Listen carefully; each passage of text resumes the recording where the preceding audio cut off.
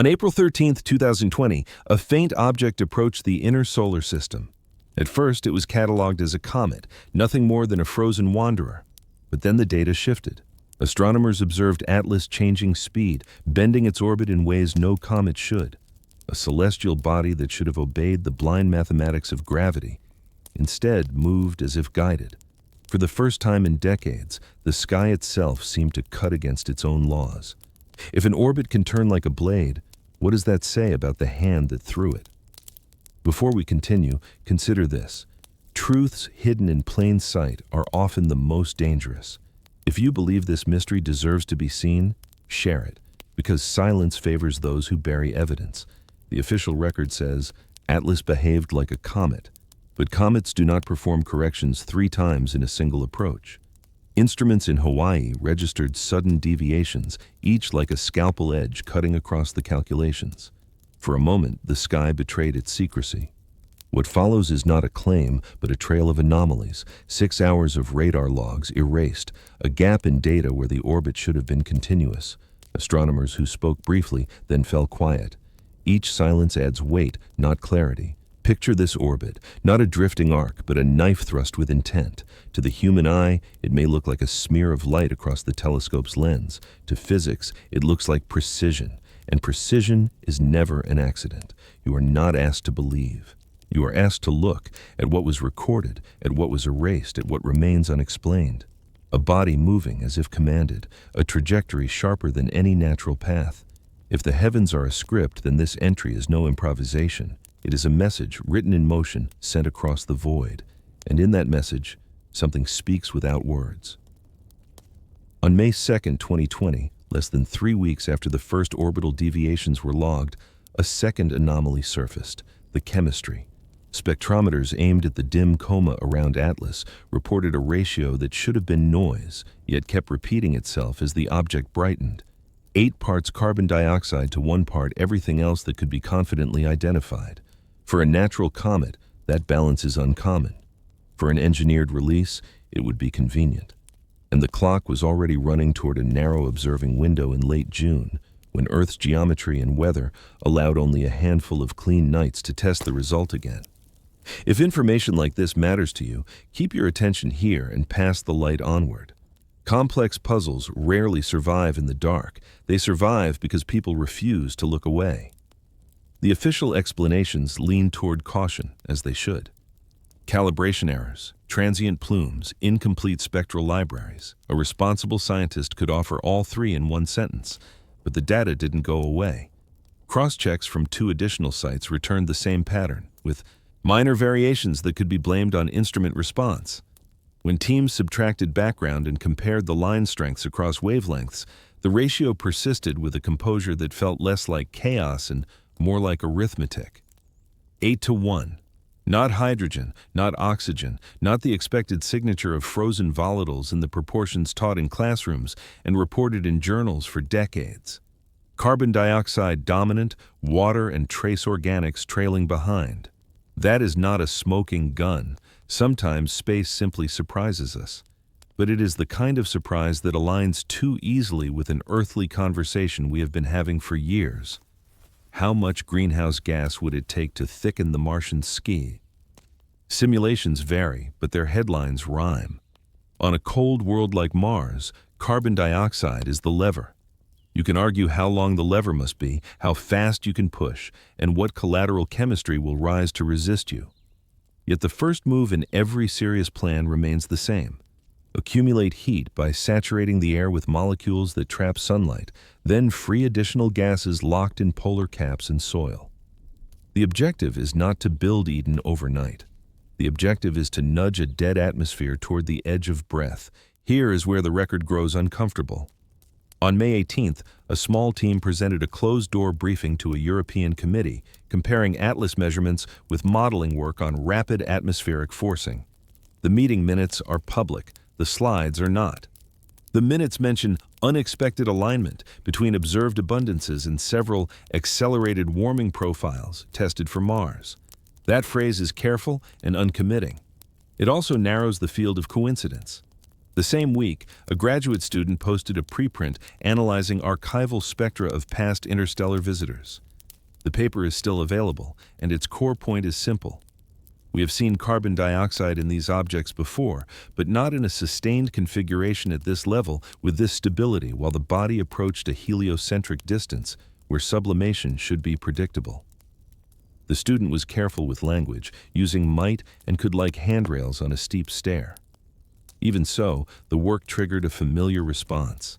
Supportive comments appeared. Then, a thread in the discussion section vanished after a day, replaced by a placeholder that read, "Removed by moderator request." The sky does not care what we think, but men and institutions do. During the first clear night of the late June window, an amateur array in the Canary Islands captured a spectrum with a surprising clarity for consumer hardware, stacking hundreds of short exposures to reduce noise. Their posted graph echoed the 8-to-1 theme with an elegance that felt almost theatrical.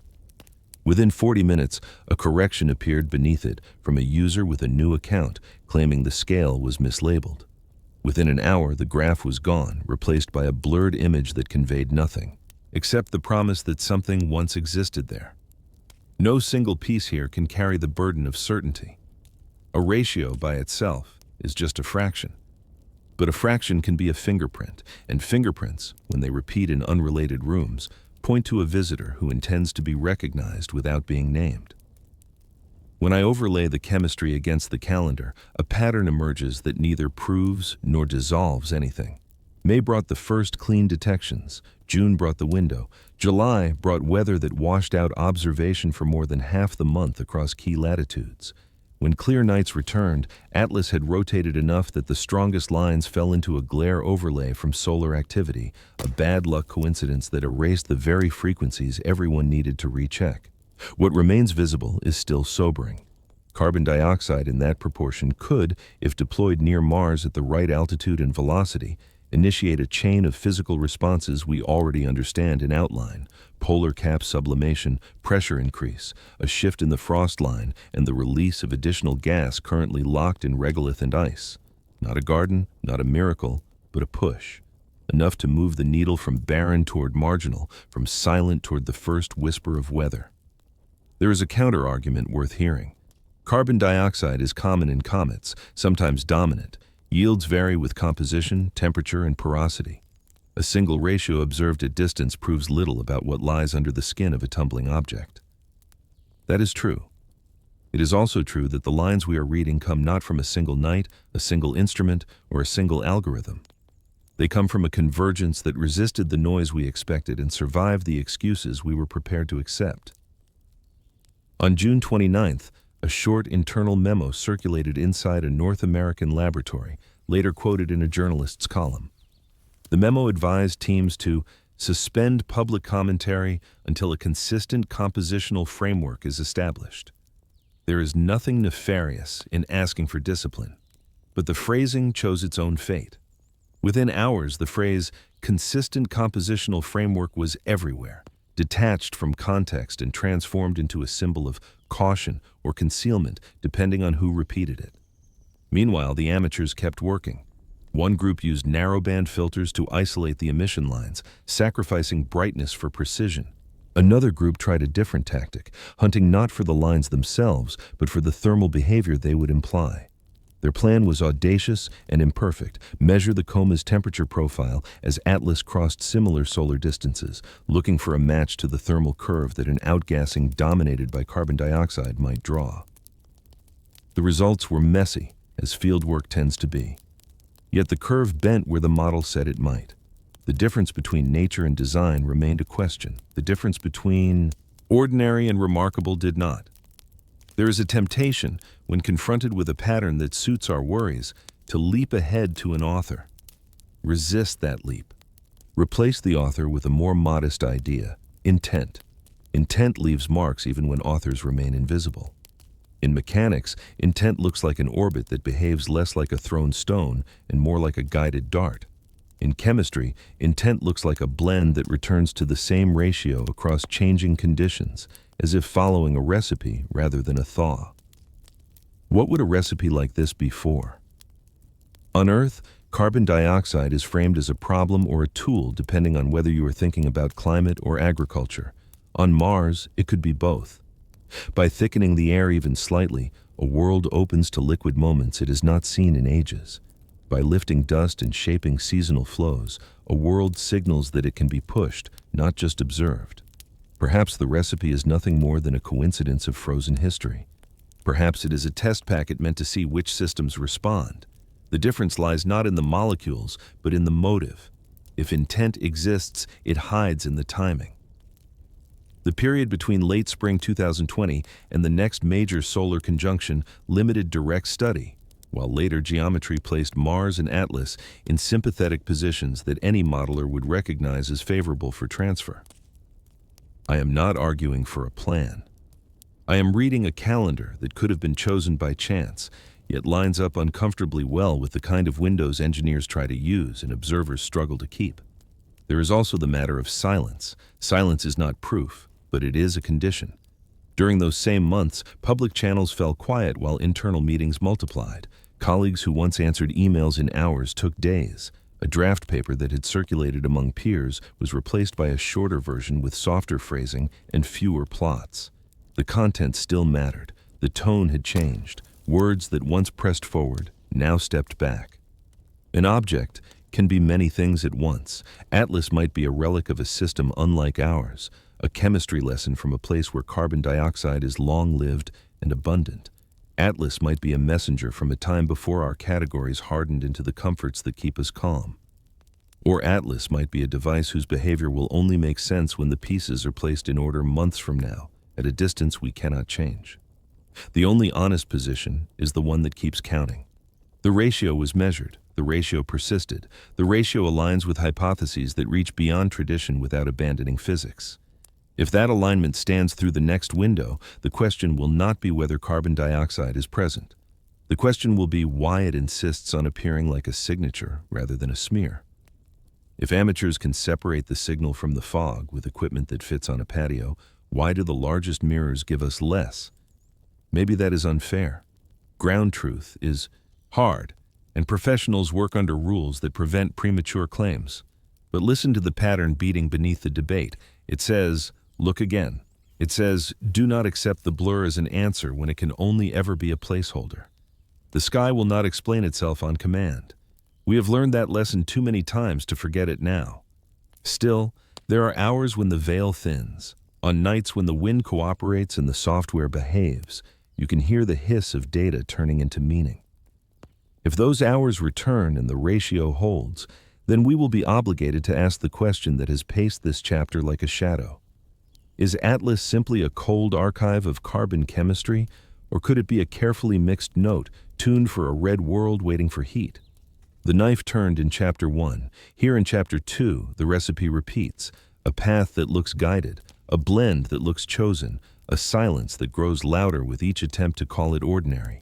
The universe may be indifferent, but patterns are not. On June 4, 2020, less than a month after Atlas revealed its unusual chemistry, the sky produced another anomaly. A faint but steady radio pulse, repeating every 3,600 seconds, exactly 1 hour, began appearing in data streams. At first, it looked like background noise, the kind of static that often plagues receivers. But the pattern did not fade. It returned, again and again, like a heartbeat pulsing from the void. Amateurs with far smaller antennas than the space agencies logged the same rhythm. In Santiago, a group of hobbyists captured a clean file and published it. The waveform was simple: rise, fall, pause. Then the silence filled with the same beat, as if the cosmos itself was tapping on a locked door. Within 48 hours, their forum shut down without explanation. If you believe patterns like this deserve daylight, do not let them sink into silence. Share what you hear, because silence always serves those who want truth buried. The official explanation came quickly. Instrument error, misaligned filters, harmonics from local interference, all plausible. Yet none could explain why the amateurs recorded the same pulse half a world away. The agencies labeled it noise. The amateurs called it a signal. Between those two words lies the abyss of trust. What makes this 1 hour rhythm unsettling is not just its precision, it is its echo in history. In Sumerian texts, the Shar was the cycle of a celestial visitor, counted as 3,600 years. Coincidence, perhaps. Or perhaps not, if coincidence repeats with such elegance, a modern frequency tied to an ancient number, bridging millennia without permission. One leaked log, captured before being deleted, contained a single unambiguous line. Signal, confirmed. Source, Atlas trajectory. That line was later replaced by noise-flagged ignore. Which version should we believe? The one written first, or the one corrected after silence fell? Imagine listening in a dark forest, hearing the same knock return again and again, measured and patient. Do you call it wind? Do you call it danger? Or do you admit that someone or something might be knocking from the other side? If amateurs can hear it louder than the world's largest arrays, then who is choosing what the world gets to hear? On July 11, 2020, the debate surrounding Atlas reached a breaking point. By then, the anomalies were not whispers scattered in obscure logs. They were piling into a dossier that demanded an answer. The orbit had turned like a blade. The chemistry had repeated like a recipe. The radio beat had knocked like a hand on a locked door. And now came the question no one wanted to confront. If Atlas was truly a comet, why did it fail every test of what a comet should be? Comets are archives. They are the frozen memory of the solar system, carrying signatures of iron, nickel, silicates, pieces of the primordial dust that built worlds. Every major comet studied shows a fingerprint of those heavy elements, but Atlas did not. Across multiple instruments, across multiple observatories, the spectrum returned the same emptiness. Iron was absent, nickel was absent, the fingerprint was smudged out as though erased by design. Consider this. In a crime scene, missing evidence is as telling as blood on the floor. If every comet bleeds the same metals, but this one does not, what exactly have we pulled into our field of vision? You may have heard the phrase whispered by professionals, volatile dominance. It means a body that is mostly ices, light gases, fragile compounds that shatter under heat. That explanation might soothe us, except the ratios did not match the catalog of any known volatile-dominated comet. The chemistry looked like an instrument, balanced, narrow, persistent, as if someone had written the recipe into its very skin. One anonymous scientist, speaking in confidence, left a phrase that has since circled the darker corners of research forums. Atlas is being steered. Not Atlas behaves strangely. Not Atlas is unpredictable, but steered. A word that implies intent, a word that suggests guidance. If you stand before a locked door and hear a knock, you might dismiss it once. You might call it coincidence twice. But when the knocking repeats, timed with precision, you must choose. Is the forest empty, or are you not alone? Atlas was not behaving like a relic of creation. It was behaving like an object with purpose. And if that is true, then everything we have been told about it being a simple comet is wrong, entirely wrong. Truth never arrives neatly packaged. It hides in the anomalies, in the erased lines of data, in the silences that follow too quickly after leaks.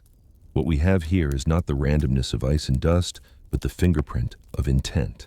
Atlas is not a comet. It is a device. On August 2, 2020, an interview was scheduled with one of the senior astronomers who had been tracking Atlas from the earliest days. He sat down in front of the camera, adjusted his glasses, and looked straight into the lens. For 12 seconds, he said nothing.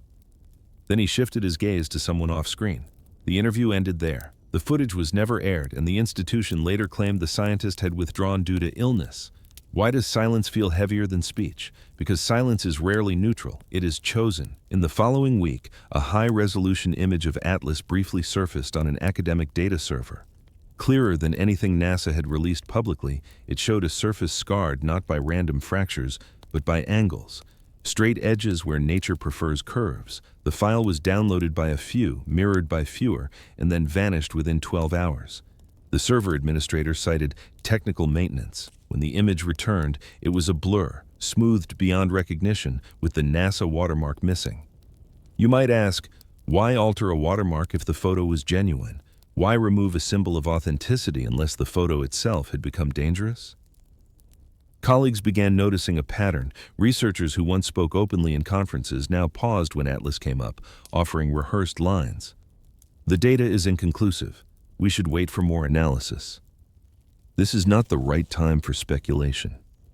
Their eyes betrayed them. Nervous glances, tightened jaws, the kind of look you give when you know more than you are allowed to say. Amateur astronomers noticed the silence too. They began comparing official releases with their own captures, only to find the professional images consistently poorer in clarity. That inversion, where billion-dollar telescopes gave less than backyard lenses, was the anomaly that sparked the loudest suspicion.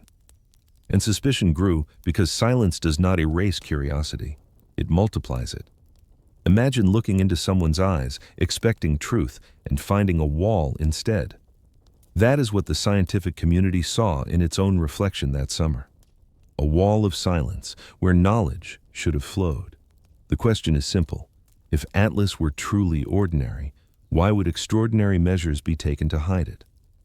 On August 23, 2020, a file appeared, lived one day, then died without a trace. It was discovered by accident, the way truth often is, not because someone announced it, but because someone stumbled where they were not expected to look. The file name was plain to the point of carelessness, Atlas Terraform, PDF, tucked in a subdirectory of an academic mirror that usually hosted telescope maintenance manuals and student theses. Its existence was strange enough. Its contents made it radioactive. The first person to open it later said the document was unremarkable in style, but unsettling in substance. Most of the pages were technical, a chain of equations and plots that would lull a casual reader into skimming. But the headings did the work words are meant to do. Radiative forcing profiles at Mars. Mean pressure, plume dispersal modeling for CO2-rich outgassing, boundary layer coupling under low gravity and thin atmosphere. This was not fantasy. This was engineering language written for people who design outcomes, not people who merely observe them. If materials like this matter to you, then keep your eyes on the page. When information breathes only for a day, the only antidote to silence is attention. The timestamp on the file said it had been uploaded at 0214 UTC. By 0305, a graduate student in Prague had shared the link in a private chat. By 340, a veteran hobbyist in Arizona had mirrored it to his cloud drive. By sunrise across the Atlantic, the document had been read by at least a few dozen people, none of whom knew whether they were looking at a draft proposal, a simulation exercise, or a forgery constructed to test their credulity. What persuaded them was not the rhetoric, but the internal consistency. The figures referenced data that had genuinely circulated in closed colloquia in May and June. The 8-to-1 carbon dioxide signature, the thermal behavior from narrowband observations, and the timing windows tied to Mars geometry later that year. The third page carried a small, dry sentence that concentrated the entire storm into 11 words. Optimal release altitude aligns with the current trajectory of Atlas. Not must, not will, aligns. The cautious verb of someone who knows how to write in a world that punishes certainty. Even that restraint could not mask the intent implied by the graph beside it, a sloping ribbon that showed how a CO2-dominant plume could seed a chain of warming events across the Martian atmosphere if delivered along a corridor that the object was already traveling. By noon, commentary began.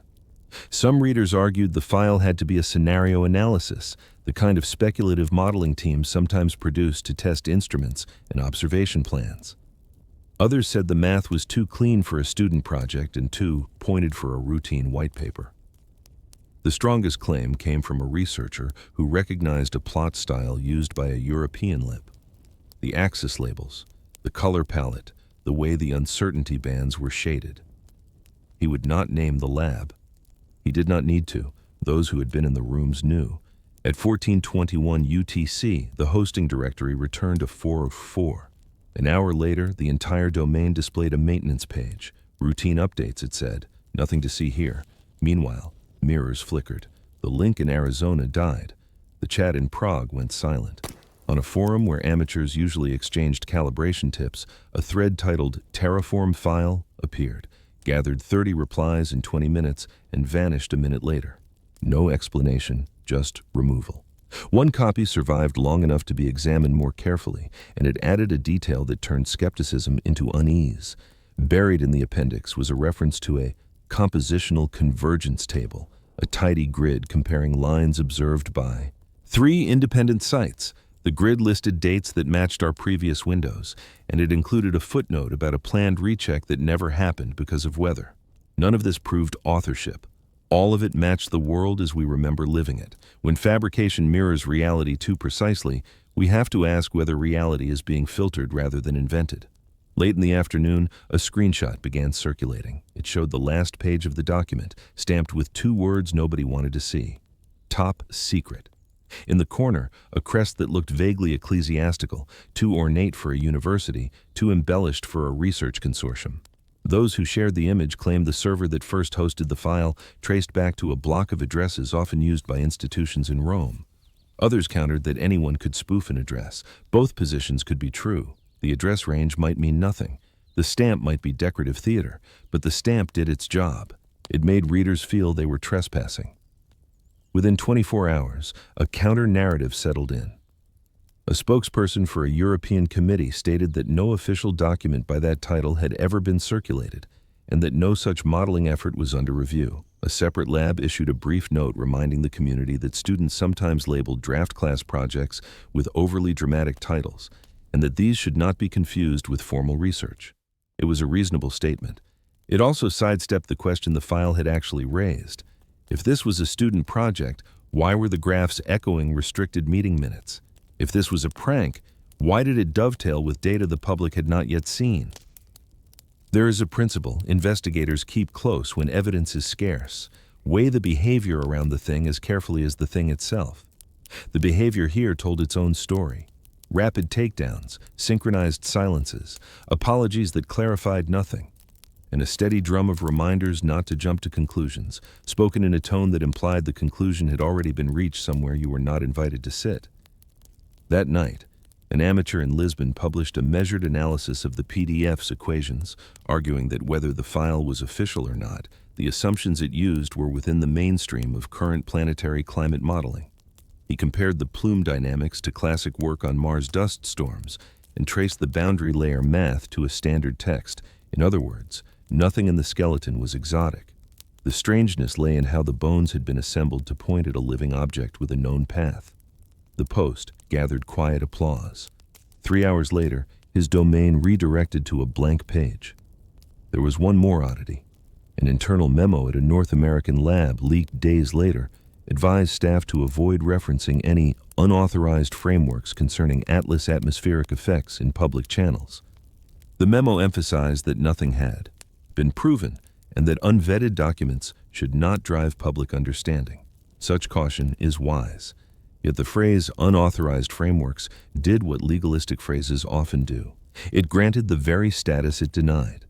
If there are frameworks, who authorized the ones we are allowed to discuss, and why are the disallowed ones often the only ones that match what we see? You might be tempted to dismiss this as a cycle of rumor, fueled by curiosity and the thrill of transgression, and perhaps parts of it are. We are fallible creatures, quick to connect dots that only rhyme. But listen to the pattern that repeats. A file appears. It aligns with measurements across different instruments and months. It is removed. The removal spawns statements that answer questions no one asked and leave the central questions untouched. This is not proof of design. It is proof of choreography. If a document is false, it should wither under scrutiny.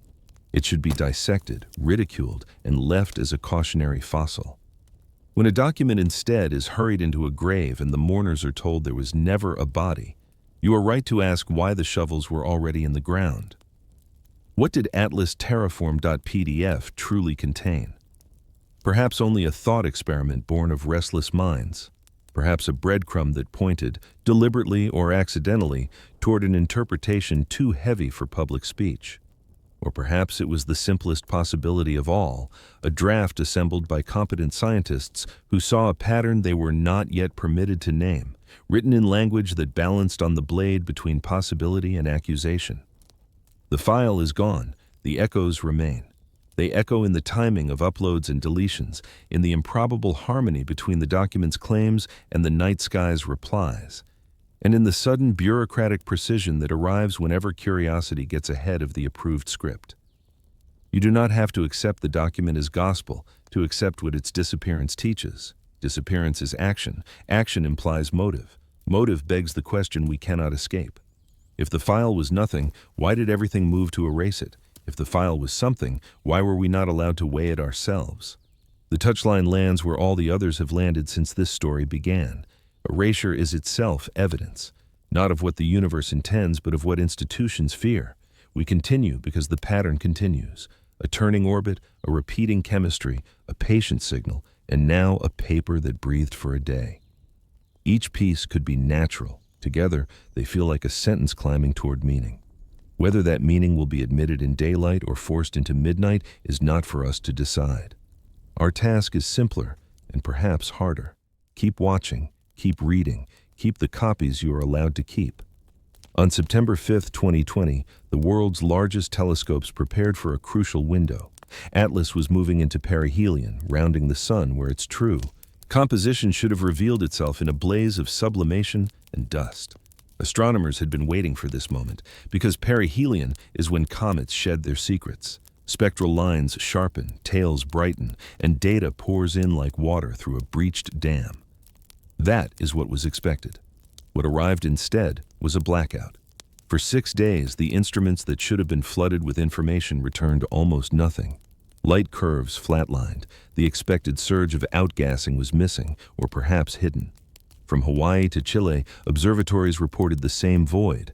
Atlas slipped behind the glare of the sun and simply vanished. You've seen comets flare before.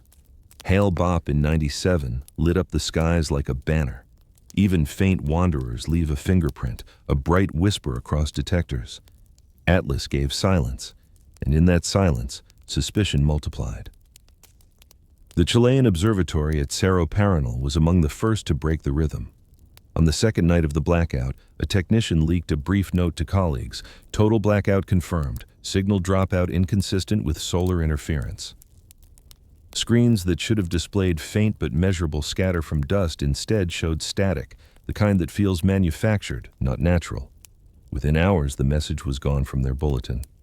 An American lab issued a careful statement. Solar glare has temporarily obscured observational capacity. Data will resume post-conjunction. Yet those who read the internal logs said something different. One log line in particular kept surfacing. Telemetry gap. Object persistence unverified. Persistence unverified. A phrase designed to avoid panic while admitting the obvious. For that week, no one could prove Atlas still existed. Amateurs tried to fill the void.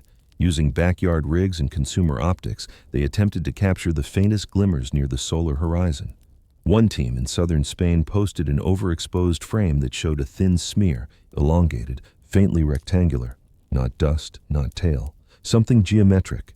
The photo survived for 12 hours before the forum collapsed under a sudden wave of takedowns. The official explanation was copyright breach. Yet amateurs don't copyright the ski, so what happens when all the professional eyes look away at once and the few independent ones are blurred or erased? In the absence of light, the mind seeks metaphors. Some called the blackout a curtain. Atlas pulled behind cosmic theater, leaving the audience restless. Others said it was more like a power outage, an engineered silence, not an astronomical one. Whatever you call it, the blackout became the most unsettling anomaly yet, because comets brighten when they meet the sun. Atlas darkened. If this were mere accident, the silence might be explained by geometry. Yet observers noted that the timing of the gap was longer than orbital mechanics demanded. Simulations suggested the object should have reappeared on September 9th. It did not surface until the 12th. 3 days in which Atlas occupied no pixel, no chart, no radar log. 3 days erased from the sky. A deeper unease followed. During the blackout, one archive file from NASA's database briefly carried the tag Atlas Object Status Unknown. Within hours, it was edited to Atlas Observational Delay. Those two phrases tell very different stories.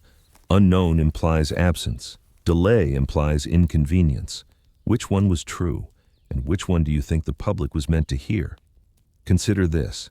If Atlas were only a comet, a blackout would have been a scientific nuisance, not an existential question. Scientists would have shrugged, waited, resumed. But the way institutions reacted, the pulled logs, the vanished photos, the contradictory phrasing, made the blackout itself into evidence. Silence speaks loudest when it replaces data. Let me put it plainly. For 6 days in September 2020, humanity lost sight of the object we were told was harmless. And when it returned, it was not the same. But that is for the next chapter. For now, the darkness itself is the story. The absence. The refusal of the sky to answer. What does it mean when the heavens go silent? Perhaps nothing. Perhaps everything. But in the long ledger of anomalies, an orbit that cuts like a knife, chemistry that reads like a recipe, signals that knock like a hand at the door, this blackout was the deepest silence yet. And silence, when it arrives at the peak of expectation, is not just a gap. It is a message.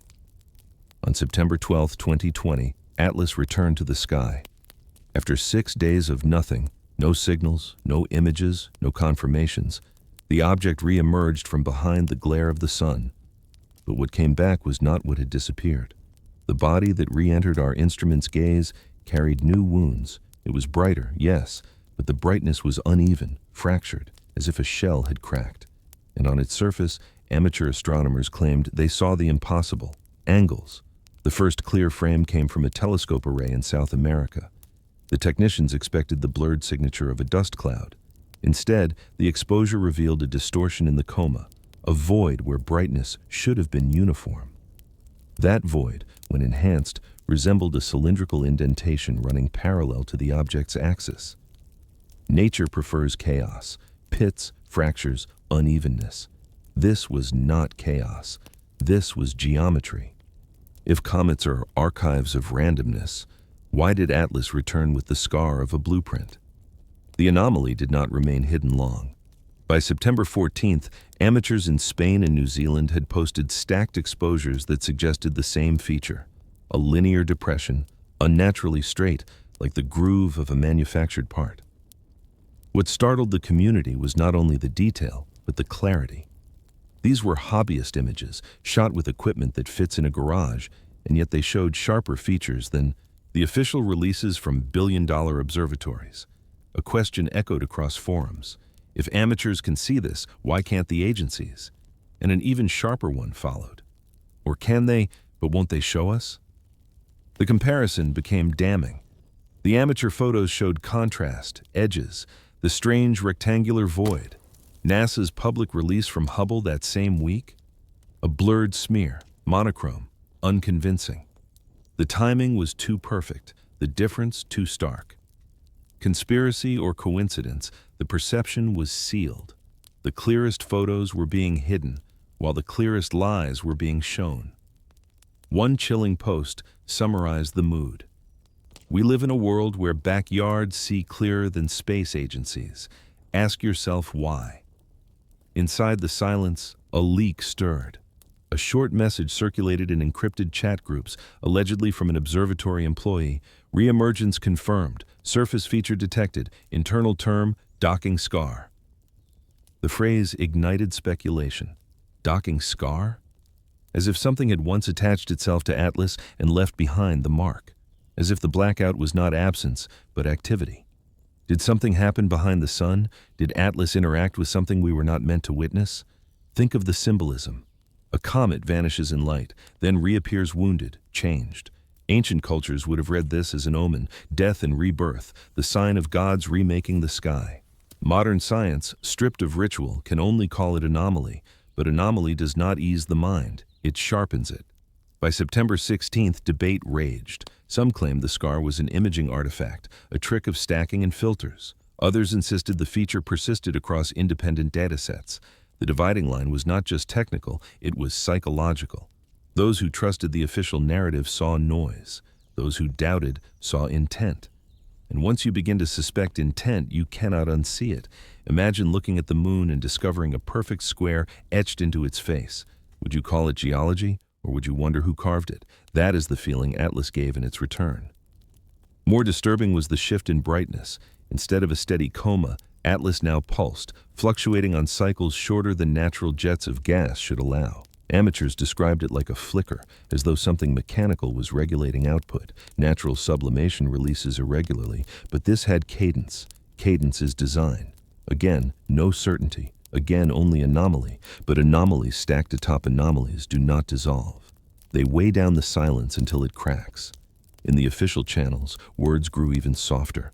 Press releases spoke of unexpected fragmentation, a term vague enough to mean anything from harmless outgassing to catastrophic breakup. Yet no fragments were tracked, no debris fields modeled. Instead, a single body reappeared, scarred but intact. So what fragmented? And why was the word chosen at all?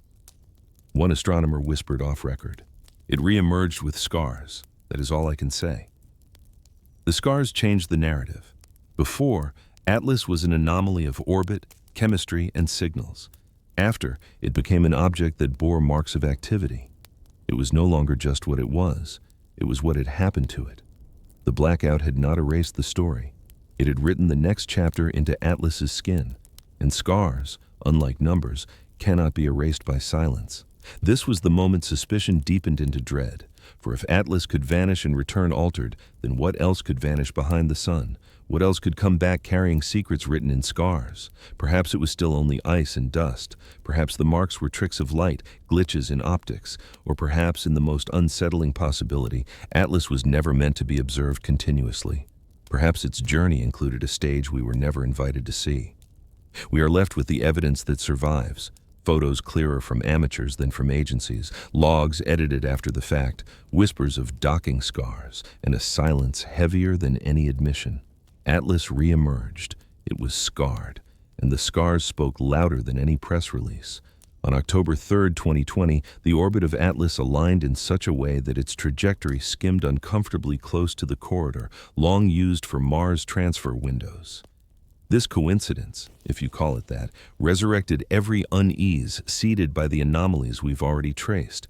The knife-like orbit, the chemical recipe, the patient signal, the blackout, and the scars. Now the question shifted from what is Atlas to what is Atlas for? Mars has always been the mirror in our sky, a world near enough to tempt us, yet harsh enough to humble us. Thin atmosphere, frozen deserts, silence broken only by dust storms. Every blueprint for colonization hinges on one principle: change the sky. And the recipe, repeated by Atlas, dominant carbon dioxide, the lever of greenhouse warming, is the first ingredient of that change. If you think this is speculation too far, pause.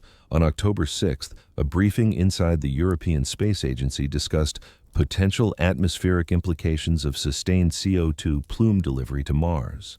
The minutes are public, the graphs are not. But the wording is clinical. Sustained plume delivery. That phrase doesn't describe comets, it describes devices. At the same time, amateurs monitoring Atlas noted something more subtle. The flickering brightness that had begun after its reemergence now pulsed in a cadence that echoed telemetry intervals used in spacecraft communication. Not proof, but pattern. And pattern is the closest thing to voice when the cosmos refuses language. One amateur in Arizona wrote, "If this were just outgassing, it would be chaos. But this flicker, it feels like heartbeat, like the timing of a system waiting for acknowledgement." His observation gathered quiet support before his post disappeared, leaving behind only replies to nothing. Mars itself seemed to answer the suspicion. In the weeks following Atlas's closest corridor pass, orbiters above Mars detected a small but measurable spike in atmospheric density, concentrated in regions aligned with the projected path. The official explanation was dust storms, seasonal variability. Convenient, yes. But the data plots, when overlaid with Atlas's timing, felt like echoes responding to a call. A scientist from a North American lab speaking under condition of anonymity left a phrase that has since lived in the undercurrents of discussion. Atlas rode on Mars with gas. The verdict is written in the air. Let us step back. A verdict is not proof. It is the conclusion drawn when evidence becomes too heavy to ignore. The Martian atmosphere is still thin, still hostile. No one woke to green fields and oceans, but the numbers did change, and the change mirrored exactly what a CO2 injection would begin. And so, suspicion hardened. Atlas was not simply passing by Mars. It was interacting with it, testing, seeding, writing in gases where the rest of us write in ink. There is a temptation to leap, to claim intent without hesitation, resist it. The evidence is still anomaly, not confession, yet anomaly after anomaly, silence after silence. The ledger is no longer neutral. When a jury sees patterns ignored by the judge, it begins to whisper among itself. That is where we stand. Humanity as a jury, watching a trial where the defendant never speaks. And the verdict many whispered in October 2020 was chillingly simple. Atlas was not a comet. Atlas was a message, and Mars was the first page. Consider the symbolism. Mars, the planet of war in ancient myth, becoming the recipient of the scarred traveler's breath. In the Sumerian cycle, the gods marked worlds with fire and air. In the modern cycle, we mark them with math and data. Both cycles echo with the same dread. What if we are not the authors? What if we are only the readers, given just enough fragments to know a larger story is unfolding? What does it mean for humanity if a body from the dark edges of space can alter a neighbor's atmosphere, even slightly? Do we call it chance? Do we call it warning? Or do we admit, with trembling honesty, that we might be witnessing someone else's experiment, an experiment we were never meant to grade? Atlas crossed near Mars. Mars changed, faintly but measurably. The verdict may not be conclusive, but it is recorded. And once a verdict is written, it cannot be unwritten. On October 21, 2020, 3 weeks after Atlas brushed past the Martian corridor, a peculiar silence fell, not in the skies this time, but in the archives. Observatories, research institutes, and space agencies that had, until then, updated their public databases daily suddenly froze. The logs that should have shown the tail end of Atlas's Martian proximity stopped refreshing. The last entries read like sentences cut in half. You may not follow. Data feeds every night, but those who do know their rhythm. Timestamps, magnitudes, coordinate shifts, they flow like the ticking of a cosmic clock. Then, abruptly, that clock stopped. Pages that should have carried numbers carried error messages.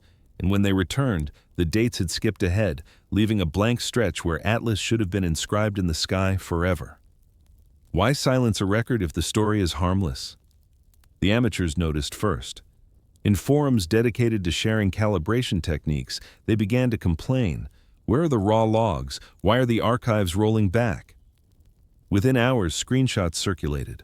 Old data entries altered, some stripped of detail, others replaced with generic placeholder notes.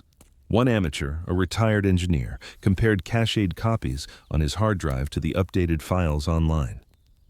The differences were not trivial. Wavelengths missing. Thermal profiles smoothed flat, values rounded where precision had once cut like a knife. It was not erasure. It was rewriting. On October 23rd, a small leak surfaced. An internal email from a European data server admin warned colleagues not to speak about the Atlas rollback. The message was careful. System harmonization requires removal of unverified entries. But the language betrayed itself. Removal, harmonization, unverified, all code words in bureaucratic dialect. In plain speech, certain details had to disappear because they didn't fit the script. And what were those details? Amateur backups show that in the days following Atlas's Martian pass, several observatories recorded faint ultraviolet emissions, an unusual profile for a comet retreating from perihelion. Emissions that hinted at high-energy reactions, not just sublimating ice. They are gone now, scrubbed from the official record. Think of the implications. If ultraviolet anomalies had been left unaltered, they would have demanded an explanation. And explanations lead to questions. Questions lead to doubt, and doubt erodes control. Silence is easier, but silence, repeated often enough, becomes louder than data. There is another layer to this blackout, the Vatican Observatory. Long a quiet participant in astronomical research, it maintains one of the most historic archives of sky records. In late October, researchers who had requested access to past cometary comparisons received polite rejections with a curious phrase. Data embargoed for a review of contextual accuracy. An embargo on ancient records? Centuries-old logs placed suddenly behind locked doors just when a modern object begins to challenge definition? Coincidence? Or choreography? Whispers began. The old texts, the Sumerian tablets, the medieval chronicles of guest stars and wandering torches. Were they too being reconsidered in the light of Atlas? Was the silence of the archives not just about present data, but about connecting past warnings with current events? On October 27th, NASA held a Tetwika briefing. The press expected updates. Instead, the speaker said only this: Atlas remains under observation. Current data aligns with prior models. There is no cause for concern. The statement lasted less than 3 minutes. No questions permitted, no slides shown. The world's premier space agency reduced to a monotone reassurance, while silence did the work words once did. That night, an amateur posted a single line beneath a blurry screenshot of Atlas re-emerging once more. The silence is the anomaly now. The post spread quietly, echoed in comments, reposted in whispers. For many, it became the defining phrase of the Atlas mystery. Silence of the archives does not erase Atlas, it engraves it deeper. Because absence, once noticed, becomes its own form of evidence. And when those tasked with explaining the sky instead redact it, the rest of us are forced into the role of investigators. You may trust the silence, or you may see it for what it is, the loudest warning of all. On November 9, 2020, the rebellion began. Not with marches in the street, but with pixels on screens. A cluster of amateur astronomers from Spain, Chile, and Australia launched what they called a mirror watch, a coordinated campaign to capture Atlas every night, stack exposures, and upload the raw files to multiple independent servers. Their reason was simple: if the official archives fall silent, we will build our own. What started as a handful of enthusiasts grew into hundreds within days. Discord servers filled with chatter, Telegram groups pinged with links to fresh uploads. Amateurs who had once tinkered with backyard rigs now became the guardians of the sky's continuity. Their motto spread like wildfire: the sky belongs to no one. And then, the first true crack appeared. On November 13th, an Australian group released a stacked image that showed Atlas in higher resolution than any NASA release since September. The detail was undeniable: a rectangular void across the surface, the same scar noted weeks earlier, but now clearer, sharper. And more disturbing still, along one edge of the scar, faint luminescence. Not reflective glare, not cosmic ray strike, a glow. Within 24 hours, the image was gone from the platform that hosted it. The group's account was suspended, and the link replaced by a generic 404 not found. But the internet does not forget. Copies survived. The glow became the new obsession. Was Atlas not just scarred, but alive with activity? That same week, an Italian amateur posted a video.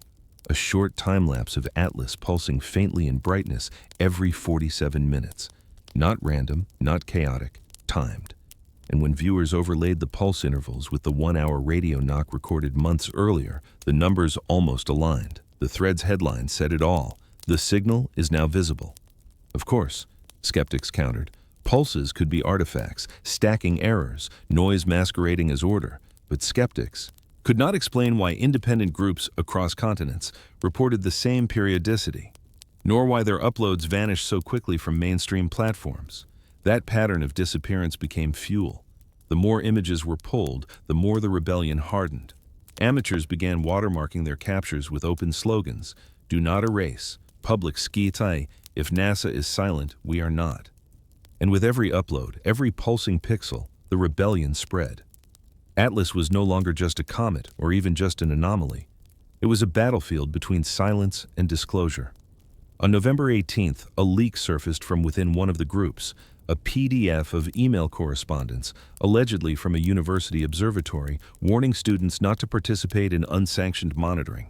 The line that set fires across the community was blunt: unauthorized imaging will only confuse the public. Confuse or reveal. The amateurs responded in the only way they could, by doubling down. They live-streamed their sessions. They archived their data across dozens of servers, some hosted anonymously. They posted to forums in different languages, ensuring no single authority could erase them all. And amid this chaos, a new revelation emerged. On November 22nd, a Chilean group posted a comparative dataset showing faint chemical emission lines that had never been acknowledged in official releases. Traces of methane and ammonia in proportions too neat to dismiss as noise. These gases are unstable in sunlight, fleeting signatures. Yet here they were, embedded in Atlas's breath. Why hide them? Why not admit their presence, unless their presence implied something more deliberate than ice sublimating under heat? By now, the rebellion was no longer about astronomy. It was about trust, about whether the cosmos was being shared with us or edited for us. Amateurs, armed with consumer gear, had forced the world to see scars, pulses, glows, and gases that official channels avoided. They had turned their rebellion into testimony. One phrase, painted across the header of a forum that refused to vanish, captured the spirit. We are not stargazers anymore. We are witnesses. And being a witness changes everything. The rebellion did not end the silence of the agencies, but it broke the monopoly. No one could now say, with confidence, that Atlas was ordinary. The public had seen too much, even if only in fragments, blurry frames, and hurried downloads. The amateurs had done more than record the sky. They had shifted the narrative from passive wonder to active resistance, from asking what is Atlas to demanding why are we not told. And in that shift, the story crossed a threshold, from astronomy to accountability. On November 29, 2020, the whispers began to move from observatories and forums to the shadowed corridors of Rome. Not from politicians, nor even astronomers, but from an institution that has stared at the heavens far longer than any telescope, the Vatican Observatory. It began with a rumor. A scholar had requested access to early modern star charts, documents kept in the Jesuit archives, only to be told they were temporarily restricted. The reason given? Contextual anomalies under review. Anomalies, the same word used to describe Atlas.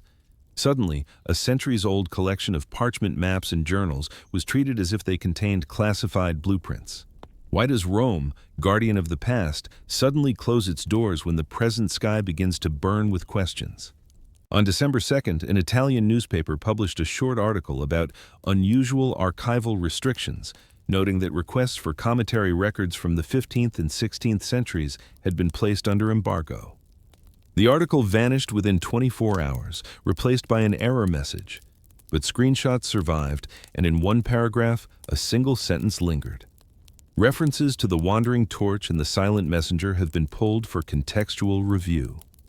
The wandering torch, the silent messenger, names drawn from chronicles written long before modern science, words that echo strangely against Atlas's story, a body wandering with intent, a messenger that speaks not with voice, but with scars, signals, and silence. Inside Italy, whispers spread further.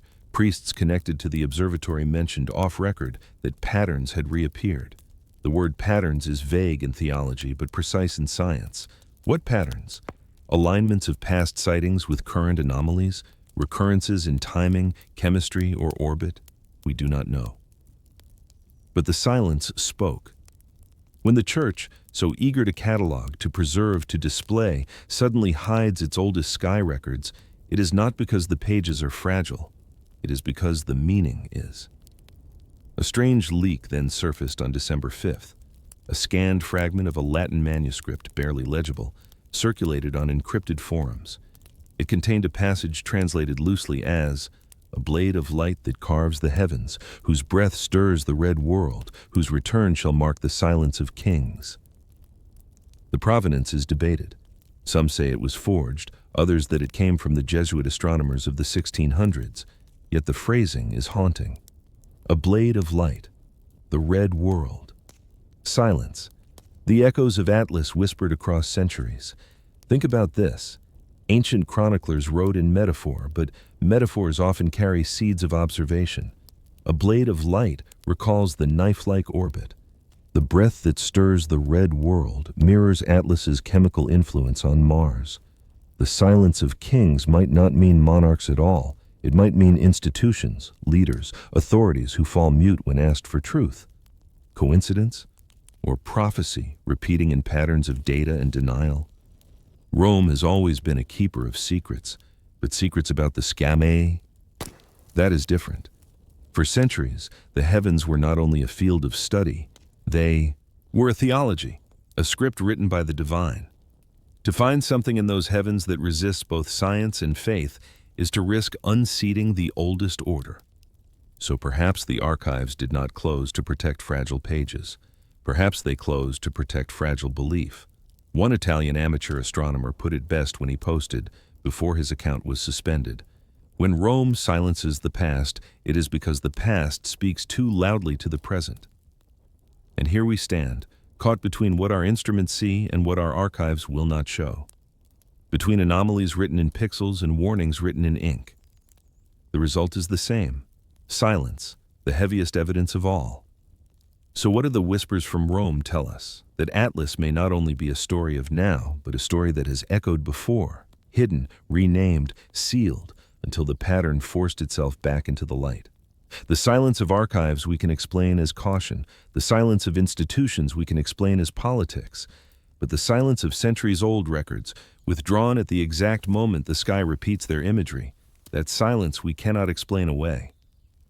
On December 14, 2020, while Atlas drifted further from the sun, another anomaly whispered through the void. Not in light this time, but in radio silence that was not silent at all. At 02:17 UTC, a faint signal emerged on amateur receivers in South America. A pulse, buried deep in static, so weak it seemed accidental. But when filtered and aligned, the pulse revealed something chilling. It mirrored the 1-hour rhythm first reported in June. Only now it carried modulation, not noise, not chaos, a pattern. One amateur described it as a knock that had learned to speak. The signal was fractured, its intervals uneven, as if distorted by distance or intention. Yet embedded in the distortion was a recurrence: 3 short bursts, 1 long, then pause, then repeat. To Morse code enthusiasts, it resembled the simplest of signatures, a mark of presence, the cosmic equivalent of saying, "I'm still here." Official receivers said nothing.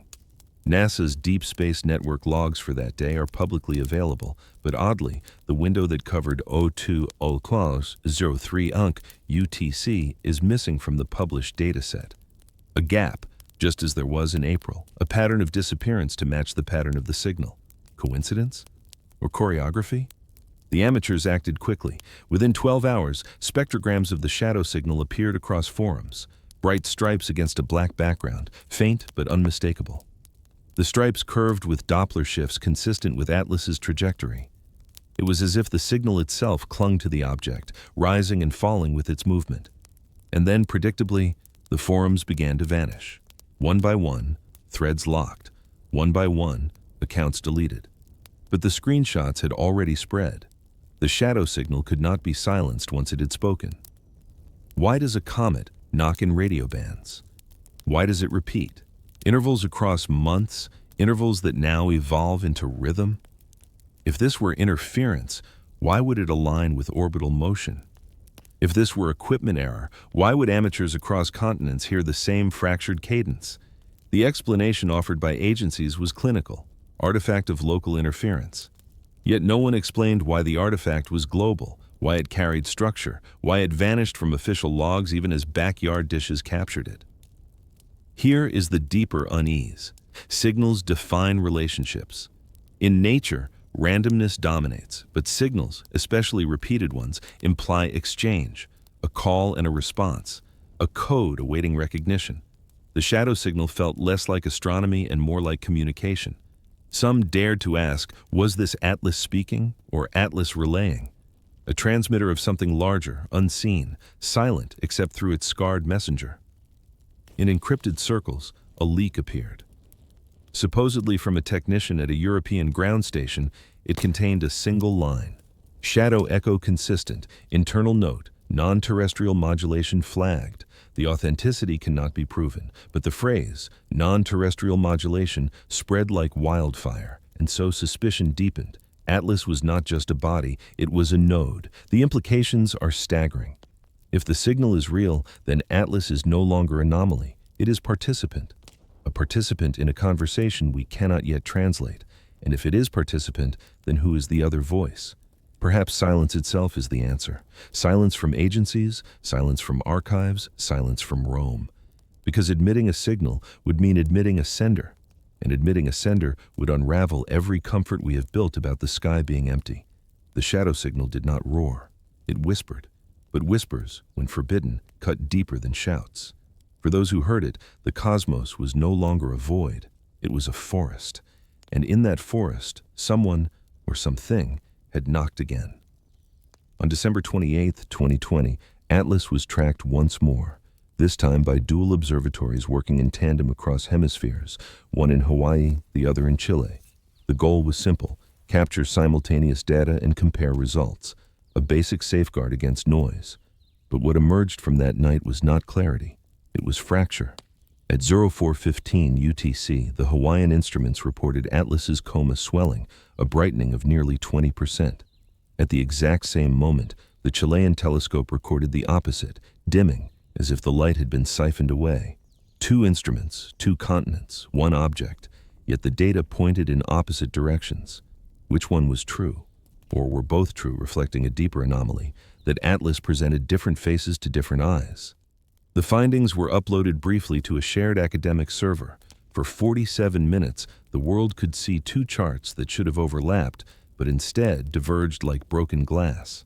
Then, predictably, the mirror was swept clean. The upload vanished, the link dead. Later, a statement surfaced calling it calibration error, but the researchers who saw it in time used another phrase: fractured mirror. The fractured mirror became the symbol of Atlas's duplicity.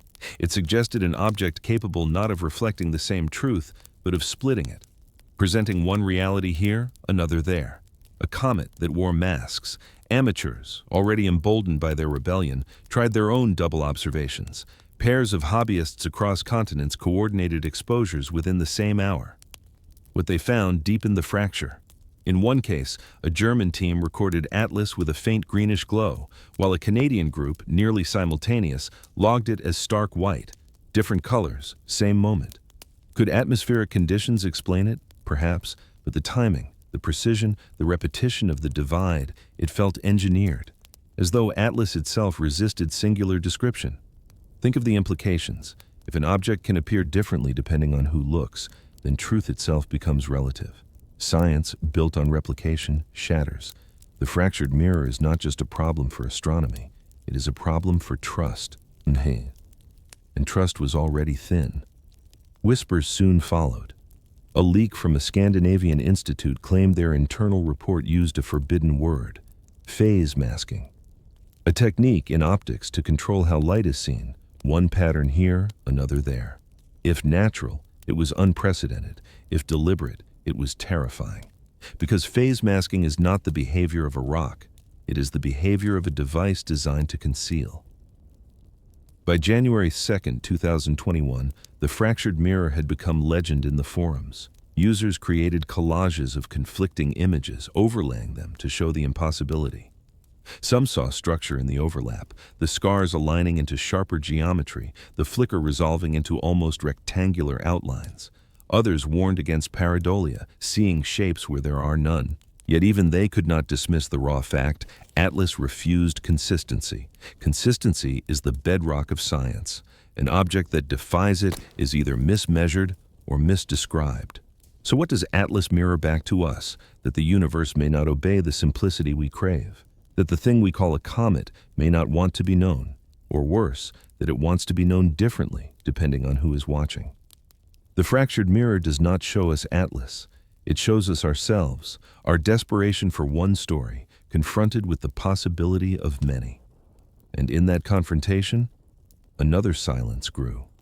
On January 11, 2021, Atlas reached a stretch of sky where everything should have been predictable. Its orbit, already plotted months in advance, was supposed to follow the knife-edge path carved by celestial mechanics. Astronomers marked their calendars. The object would cross a specific frame at 0241 UTC. Cameras were ready, antennas were tuned, but when the moment came, the frame was empty. The coordinates returned nothing but silence.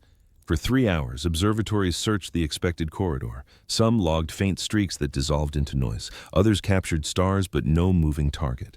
The great traveler that had dominated whispers for almost a year had slipped into nothingness. By dawn, the word spread across private channels. Atlas did not appear where it should have been. The official response was cautious. NASA's Minor Planet Center issued a brief note. Object brightness below detection threshold. Continued monitoring advised. A safe statement, but one that avoided the truth amateurs were already screaming. A body that bright cannot vanish without leaving trace. The amateurs called it what it was, the vanishing point.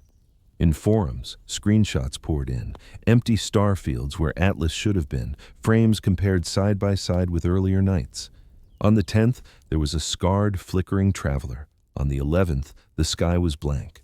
One image, taken in Spain, showed a strange artifact at the edge of the field, an arc of light bending as though something massive had just slipped out of visibility. The poster titled it, "Exit Wound of the Sky." Theories multiplied. Some said Atlas had fragmented completely, disintegrating like comets do when their structures fail. But fragmentation leaves debris, a cloud brighter than the nucleus itself. No such cloud was seen. Others speculated that the scarred object had simply altered reflectivity, turning its dark side to Earth. But that excuse felt too neat, too convenient. The most unsettling speculation came from those who remembered the blackout behind the sun. They argued that what disappeared then had not been Atlas, it had been its mask. And now, at the vanishing point, the mask had fallen again, this time not to re-emerge. A leak soon circulated from an observatory in South America. A single line, copied from an internal log. Object absence inconsistent with orbital mechanics. That phrase is damning. Orbital mechanics is the one law that does not lie. Objects follow gravity. They cannot choose. Unless Atlas was never simply an object. On January 12th, a different kind of silence followed. The amateur forums that had carried the rebellion for months fell quiet. Without frames, without streaks, without anomalies to point to, what could they post?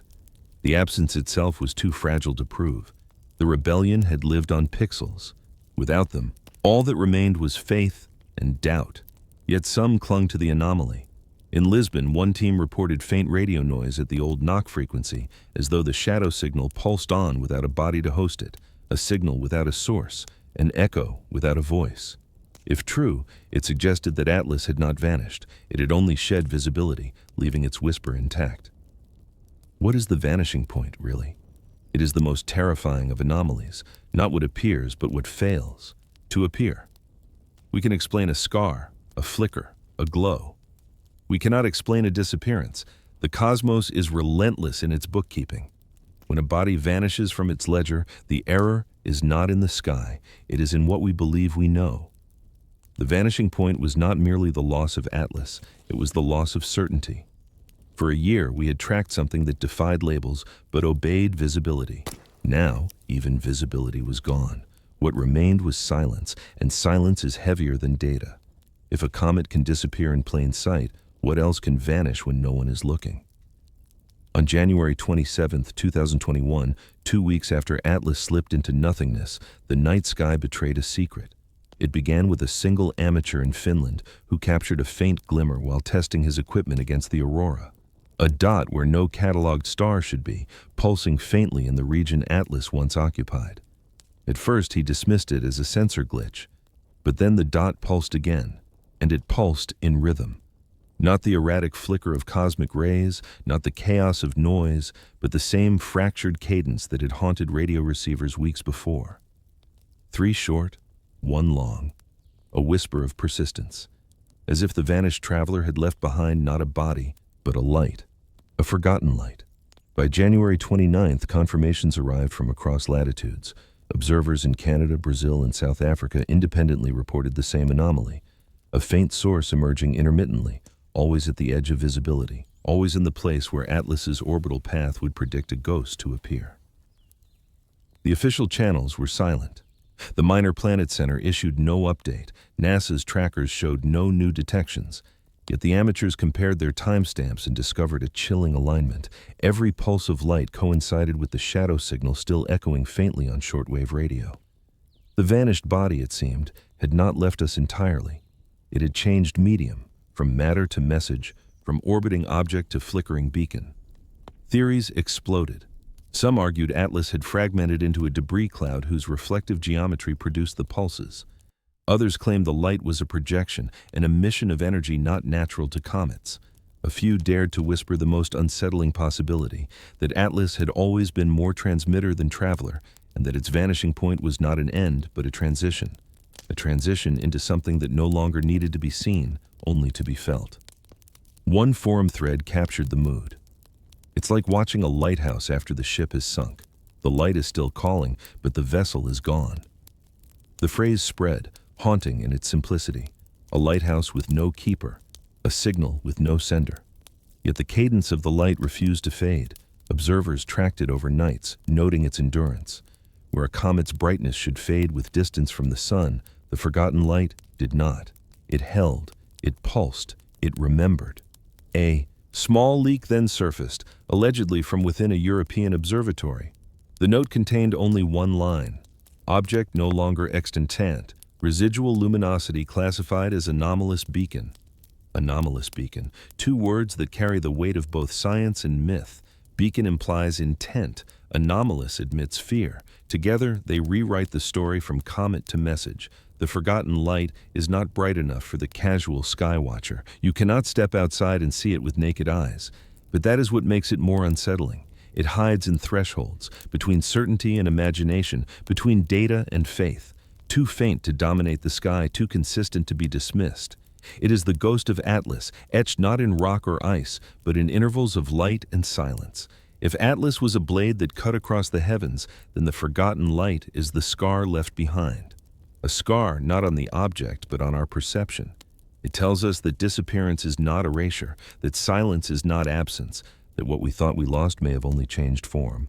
And if a comet can vanish yet leave behind a message, then we must ask, what is the message meant to say? Is it warning? Is it invitation? Or is it something more chilling, a test to see if we are capable of noticing at all? The forgotten light flickers still, and each flicker asks us the same question. Do you believe the story ended when Atlas vanished? Or do you believe that endings are only beginnings disguised as silence? By February 10, 2021, the story of Atlas had split the world in two. On one side stood the skeptics, armed with the cold language of science, insisting that every anomaly, every scar, every blackout, every flicker of light could be explained by mundane physics, if only we were patient enough to refine the models. On the other side were the witnesses, amateurs, whistleblowers, and restless observers who had seen too much to accept silence. Between them stretched a widening gulf, a divide not only of evidence but of belief. This divide was not just intellectual, it was emotional. For the skeptics, doubt was safety. If Atlas was just ice and dust, then the world remained intact, the cosmos indifferent but predictable. For the believers, doubt was impossible. They had seen the glow in the scar, the fractured mirror of dual images, the forgotten light pulsing in rhythm. They had listened to silence too heavy to ignore. For them, the story had already leapt beyond explanation. The tension spilled into public discourse. Forums once dedicated to telescope calibration now split into factions. Threads devolved into accusations. You want this to be extraordinary, said one side. You refuse to see what's in front of you, said the other. Some scientists tried to mediate, but their words rang hollow when they avoided the raw anomalies. Trust eroded further each day. Even institutions felt the pressure. In mid-February, a European academic society released a carefully worded statement acknowledging discrepancies in observational datasets. For a moment, the believers felt vindicated, but the statement ended with a familiar refrain. At this time, no extraordinary conclusions are warranted. A verdict that satisfied no one. Meanwhile, the forgotten light continued to pulse. It was not bright enough for newspapers, not dramatic enough for headlines, but those who tracked it documented its rhythm with almost religious devotion. Some began calling it the silent beacon. Others gave it names drawn from myth, the torch without flame, the messenger's ghost. And here, the divide deepened. For the skeptics, this naming was fantasy, the language of myth imposed on noise. For the believers, it was reverence, an attempt to describe what science refused to. In one haunting case, a group of school children in Argentina, guided by an amateur astronomer, watched the faint flicker through a projection on a classroom wall. One of them, no older than 10, whispered, "It's blinking like it wants us to answer." That moment spread across forums like wildfire, quoted as proof that the human instinct recognized intent where official silence denied it. The divide of belief was no longer about Atlas itself. It was about us, about how humans confront the unknown, with denial or with surrender, with equations or with awe. And perhaps that is the truest anomaly of all. Not the orbit, not the scars, not the blackout, but the way one body in the sky fractured humanity into two tribes, those who demanded silence and those who demanded truth. So which tribe are you in? Do you cling to the comfort of skepticism, where anomalies are only errors waiting to be corrected? Or do you join the witnesses, staring at the scarred messenger, whispering that the silence itself is a message? That is the divide Atlas has carved, not in the heavens, but in us. On March 3, 2021, the silence broke. For nearly 6 weeks, Atlas had been little more than a ghost in the sky, its forgotten light pulsing faintly, its shadow signal barely detectable on shortwave bands. But on that night, for precisely 11 minutes and 14 seconds, receivers across the globe caught something no one expected: a transmission. Not a flicker, not a cadence, not a knock. A full, structured emission that carried the weight of intention. It began at 0106 UTC, recorded almost simultaneously in Finland, Chile, and Japan. Amateur radio dishes, built from scavenged parts and garage ingenuity, lit up with a sound unlike static. The pattern was sharp, layered, and recursive, repeating in intervals too precise for random noise. At its core was a rising and falling hum, like a breath stretched into mathematics. Overlaid were bursts that mapped into binary sequences, ones and zeros, perfectly spaced, and within those sequences a haunting symmetry emerged, triplets mirrored, inverted, then repeated. The last transmission. Those who first heard it described it as unsettling, even beautiful. One listener in Tokyo wrote, "It felt like listening to a heartbeat that wasn't ours." Another in Argentina, his voice shaking on a live stream, whispered, "This isn't noise. This is someone knocking louder." The data spread fast. Within hours, files were uploaded to open servers, dissected by codebreakers, linguists, even musicians. Some claimed it resembled prime numbers. Others swore it echoed the Fibonacci sequence.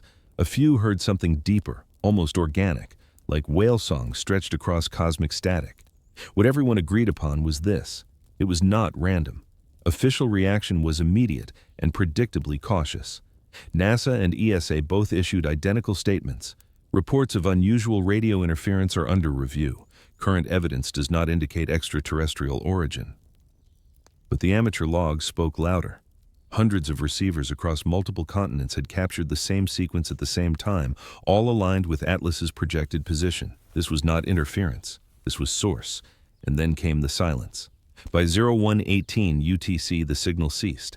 Atlas did not speak again. Theories bloomed like wildfire. Some said it was a farewell, a final burst before the messenger dissolved. Others insisted it was a test, a probe to measure whether we would notice. A few whispered the most terrifying thought, that it was not a message at all, but a key, broadcast once, waiting for someone, somewhere, to turn the lock. A mathematician in Germany, analyzing the structure, noted that the binary bursts, when graphed, formed a shape, a rising arc that ended in a sharp descent. To him, it looked like an orbit cut short, a trajectory interrupted. Was the transmission a map of Atlas's own fate, or a warning of ours? The divide of belief, already deep, became a canyon. Skeptics argued the data was misinterpreted interference, amplified by collective hysteria. Believers countered with charts, overlays, and recordings that aligned too perfectly to dismiss. One phrase echoed in forums: "If this is noise, why does it repeat across oceans?" Even those who clung to skepticism could not explain the synchronization. Interference does not align in Finland and Chile at the same second, carrying the same structure. Interference does not draw graphs in binary. Perhaps the most haunting element of the last transmission was not its structure, but its timing. It came after Atlas's vanishing point, after its transformation into forgotten light, as though the body had died, but the voice remained, a message from absence, a signal from silence. Think of the metaphors. Ancient prophets wrote of voices from burning bushes, angels speaking from the void. Now, in our age of satellites and spectrograms, we hear a voice from the scar of a comet.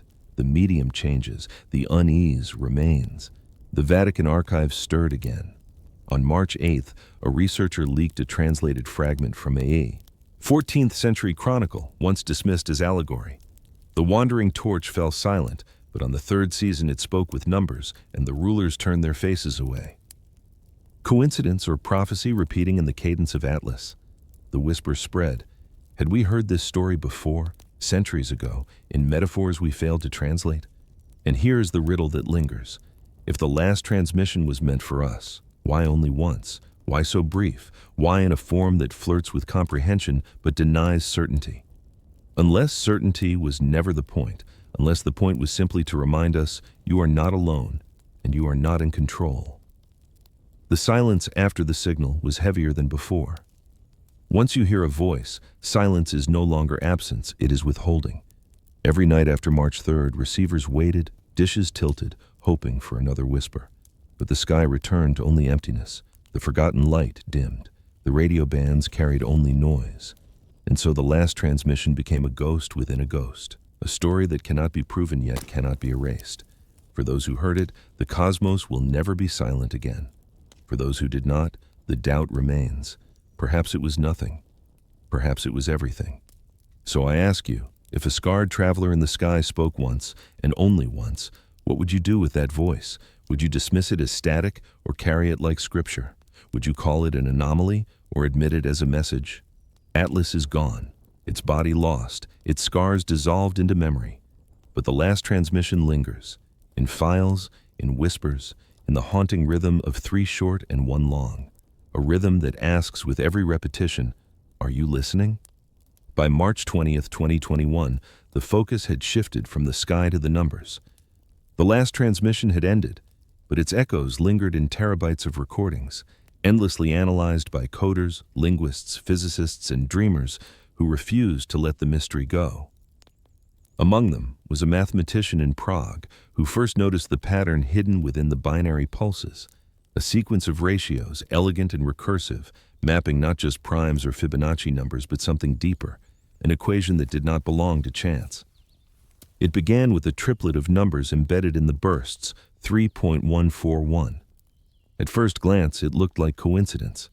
Pi, a universal constant, but then came 2.718, Euler's number, then 1.618, the golden ratio. The sequence repeated, not randomly but with eerie precision. To those decoding, it felt as though Atlas, or whatever Atlas carried, was pointing not to one number, but to the pillars of mathematics itself. And then came the anomaly, a fourth constant, unknown, irrational, yet consistent. When graphed, it mapped onto a curve resembling an orbital path bent unnaturally, as though gravity itself had been rewritten. This became known as the forbidden equation. The revelation spread in whispers. Codebreakers shared graphs in hidden forums, overlaying the ratios onto Atlas's trajectory. The curve fit too neatly. It was as if the transmission was saying, "This is how we bend the sky." The skeptics, of course, resisted. They argued pattern-seeking, coincidence, human bias. But even skeptics faltered when the unknown constant repeated across datasets, independent of country or receiver. If it were noise, why would the noise recite pi, Euler, and phi before introducing a stranger to the pantheon of numbers? On March 22nd, a leak appeared from within a European research institute, a PDF marked internal only. Inside was a simulation of orbital mechanics modified by the unknown constant. The simulation showed an object approaching Mars, altering its atmospheric density, then vanishing without debris, exactly as Atlas had done. The document's last line chilled readers. This equation, if correct, implies manipulation of gravitational vectors at non-terrestrial scale. Manipulation of gravity. A phrase that belongs not in astronomy, but in mythology. Gods moving planets, titans shaping orbits. Now, whispered in the sterile halls of science, hidden behind the word anomaly. The Vatican whispers stirred again. A fragment of Latin text surfaced, translated as, "The sky bends to the number unspoken, the ratio forbidden, the key of those who walk unseen." Scholars argued forgery, believers argued prophecy, but the phrase, "the number unspoken," fit too perfectly with the constant Atlas had delivered. And so, the myth and the math merged. The divide of belief deepened further. Skeptics clung to probability, accusing the community of pareidolia in numbers. Believers countered with spreadsheets of repeating ratios. The argument was no longer about Atlas itself, it was about whether numbers can lie. And if they cannot, then the forbidden constant was not invention, it was revelation. For some, the revelation carried hope. If Atlas had delivered an equation, perhaps it was a gift, a key to mastering the very forces that bind us to Earth. Colonization, propulsion, energy, rewritten by a constant whispered across light years. For others, it carried dread. What if the equation was not for us at all? What if it was only left behind like a code scrawled on a wall, meant for someone else to read? And what if by deciphering it, we are trespassing into knowledge not meant for our species? A haunting post from an anonymous account captured this fear. If Atlas gave us an equation, then we are already participants. We cannot choose ignorance anymore. Participation without consent. Knowledge as entanglement. That is the true terror of the forbidden equation. The constant itself remains unsolved. Some call it X37, others the Atlas ratio. Attempts to model it yield results that bend physics into impossible shapes. Gravitational wells without masses, trajectories without propulsion, lights that vanish but still whisper. Like Atlas itself, the constant refuses singular description. Yet its presence is undeniable. Every dataset sings the same number, a refrain no one invited yet no one can mute. The forbidden equation may be the scar Atlas left behind, etched not into its body but into our mathematics. A scar we cannot erase, a whisper we cannot silence. For if the cosmos has chosen numbers as its language, then what we received was not noise, it was scripture. And scripture demands interpretation, even when interpretation divides us. So here we are. The comet is gone. The forgotten light flickers faintly. The last transmission has ceased, and yet the forbidden equation lingers, carved into the archives of amateurs and hidden files of institutions.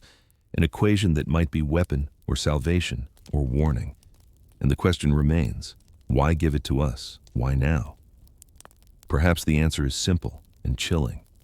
Not because we are ready, but because we were watching. By April 5, 2021, whispers shifted from mourning Atlas's disappearance to something stranger: prediction. Orbital calculations, rerun by both official astronomers and amateurs, suggested that if Atlas, or whatever Atlas had become, retained even fragments of its trajectory, it would return to observational range by late spring. The phrase, "return window," began circulating in forums, not as certainty, but as anticipation. A date circled on calendars, not because the sky promised clarity, but because the void itself had demanded attention. At first, this seemed impossible. A comet that had fragmented, vanished, or transformed should have left nothing to track. And yet, in the days leading to April, faint anomalies teased at the edges of sky surveys, irregular spikes in infrared sensors, ghost signatures appearing in sectors where nothing cataloged should exist. Always fleeting, always unexplained, but always just close enough to Atlas's projected corridor to ignite belief. One amateur in New Mexico noted a curious alignment. On April 2nd, his stacked exposures caught a faint streak near the horizon, not bright, but moving with the velocity expected of Atlas. When compared to the last known orbital solutions, the alignment was within 1 degree, too close to dismiss. He titled his upload simply, "The Door is Opening." Others followed. In South Africa, a radio telescope registered a narrowband anomaly at 0207 UTC on April 4th, eerily close to the shadow signal frequency. In Norway, a faint pulsing light reappeared, almost identical to the forgotten beacon first seen in January. 3 sightings, 3 continents, within days of each other. Coincidence or return? Institutions responded with silence. No press releases, no updates. But behind closed doors, leaks trickled out. A short note, allegedly from an internal NASA memo, circulated in encrypted channels. Return corridor under restricted observation. Unverified reemergence possible. Another, from an observatory in Spain, carried a phrase even more haunting. If confirmed, event recurs every 540 days. A cycle, a rhythm, a heartbeat of absence and return. The believers seized on this. If Atlas was tied to a cycle, then the vanishing point was not an end but a phase, an eclipse of identity, an object or device that withdrew from visibility only to reemerge in its own cadence. The return window was no longer speculation, it was expectation. The myths resurfaced too. Ancient chronicles, once dismissed as allegory, began to echo with uncomfortable precision. A Babylonian tablet spoke of the torch that departs, yet returns to judge the skies. A medieval manuscript referenced a star of knives that hides and returns with new scars. For centuries, scholars treated these as metaphor. Now, aligned against Atlas's behavior, they felt more like forgotten data points. Was Atlas the same traveler, returning across epochs, each time renamed, each time half-believed? The divide of belief widened again. Skeptics argued that the return window was nothing more than wishful thinking, an attempt to prolong a fading mystery. But even skeptics could not ignore the mounting anomalies. Noise does not align across hemispheres. Random error does not repeat in cycles. And silence, stretched across months, rarely cracks so suddenly with whispers from 3 continents at once. By mid-April, the atmosphere had shifted. The public was no longer waiting for authorities. They were waiting for the sky. The rebellion of amateurs had matured into a global network, ready to record, share, archive. No one trusted single sources anymore. No one trusted silence. And then, on April 18th, the return window opened. A faint streak appeared in multiple telescopes, moving too fast for an asteroid, too straight for debris. It was dimmer than Atlas once was, scar faint, glow subdued. But it was there. The messenger had returned. The forums erupted, posts filled with awe, fear, and anger. It's back. They can't hide it this time. We were right to wait. But here was the unsettling truth. The Atlas that returned was not the same Atlas that vanished. Its orbit was altered by fractions of a degree, subtle but undeniable. Its light curve was uneven, pulsing with the cadence of the shadow signal, and its scar, once sharp, now looked like a closed wound, as if the object itself had healed. How does ice heal? How does a comet rewrite its orbit? How does silence become rhythm? The return window was not proof. Proof remains elusive. But it was enough to fracture doubt. Enough to whisper that the story of Atlas had not ended at the vanishing point. It had only paused, waiting for its cycle to turn. And so the watchers began again. Dishes tuned, lenses aligned, forums braced for the next anomaly. Because once an object disappears and reemerges, the sky itself is no longer a ledger of certainty. It is a script written in cycles of silence and return. The last line from the leaked Spanish memo now reads like prophecy. If confirmed, event recurs every 540 days, so count with me. From the vanishing point in January, the next cycle points forward. A future date, marked not by calendars, but by unease. Will Atlas return again? Will it speak again? Or will its silence grow heavier until the cycle repeats once more? The return window has opened, and in its flickering light, one question remains. Did Atlas come back to remind us or to prepare us? By May 2021, the return of Atlas had reignited an older, darker theory, a hypothesis first whispered by physicists, then amplified by novelists, and now resurrected by a comet that refused to stay gone: the dark forest. The premise is simple and chilling. The universe is not silent because it is empty. It is silent because it is full. Every civilization, aware of the others, hides. Every light, every signal risks exposure. And in a forest where every tree hides a hunter, silence is survival. For months, skeptics had dismissed Atlas's anomalies as coincidence, noise, or misinterpretation. But when the forgotten light pulsed, when the shadow signal whispered, when the last transmission carried ratios no comet should know, a new thought emerged. What if Atlas itself was not a message for us, but a test of us? a way to measure whether we, the noisy species, were willing to keep quiet in the forest. Consider this. If a civilization wanted to probe the galaxy without exposing itself, would it send emissaries? Would it broadcast? No. It would send silent scouts disguised as natural bodies, scarred messengers wrapped in ice and dust. They would vanish when observed, re-emerge when forgotten. They would whisper equations not as invitations, but as bait, to see who listens, who decodes, who responds.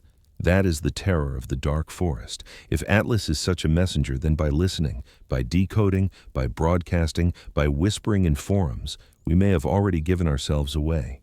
The whispers of Rome seem to hint at this centuries earlier. The wandering torch, the manuscript called it, the silent messenger. A torch that lights only when it wants to be seen. A messenger that delivers not comfort, but judgment. The dark forest hypothesis does not contradict this. It fulfills it. Amateurs across the globe wrestled with the possibility. In one forum, a user wrote, "If Atlas is a scout, then every telescope pointed at it was like shouting our coordinates into the dark." Another replied, "It's too late. We already answered the knock."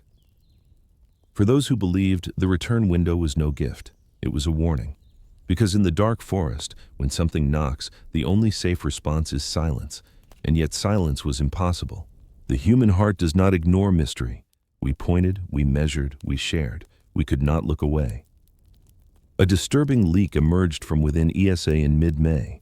A redacted briefing note, allegedly circulated among high-level staff, contained one line that spread like wildfire: "Do not engage further. Observation acceptable. Transmission forbidden."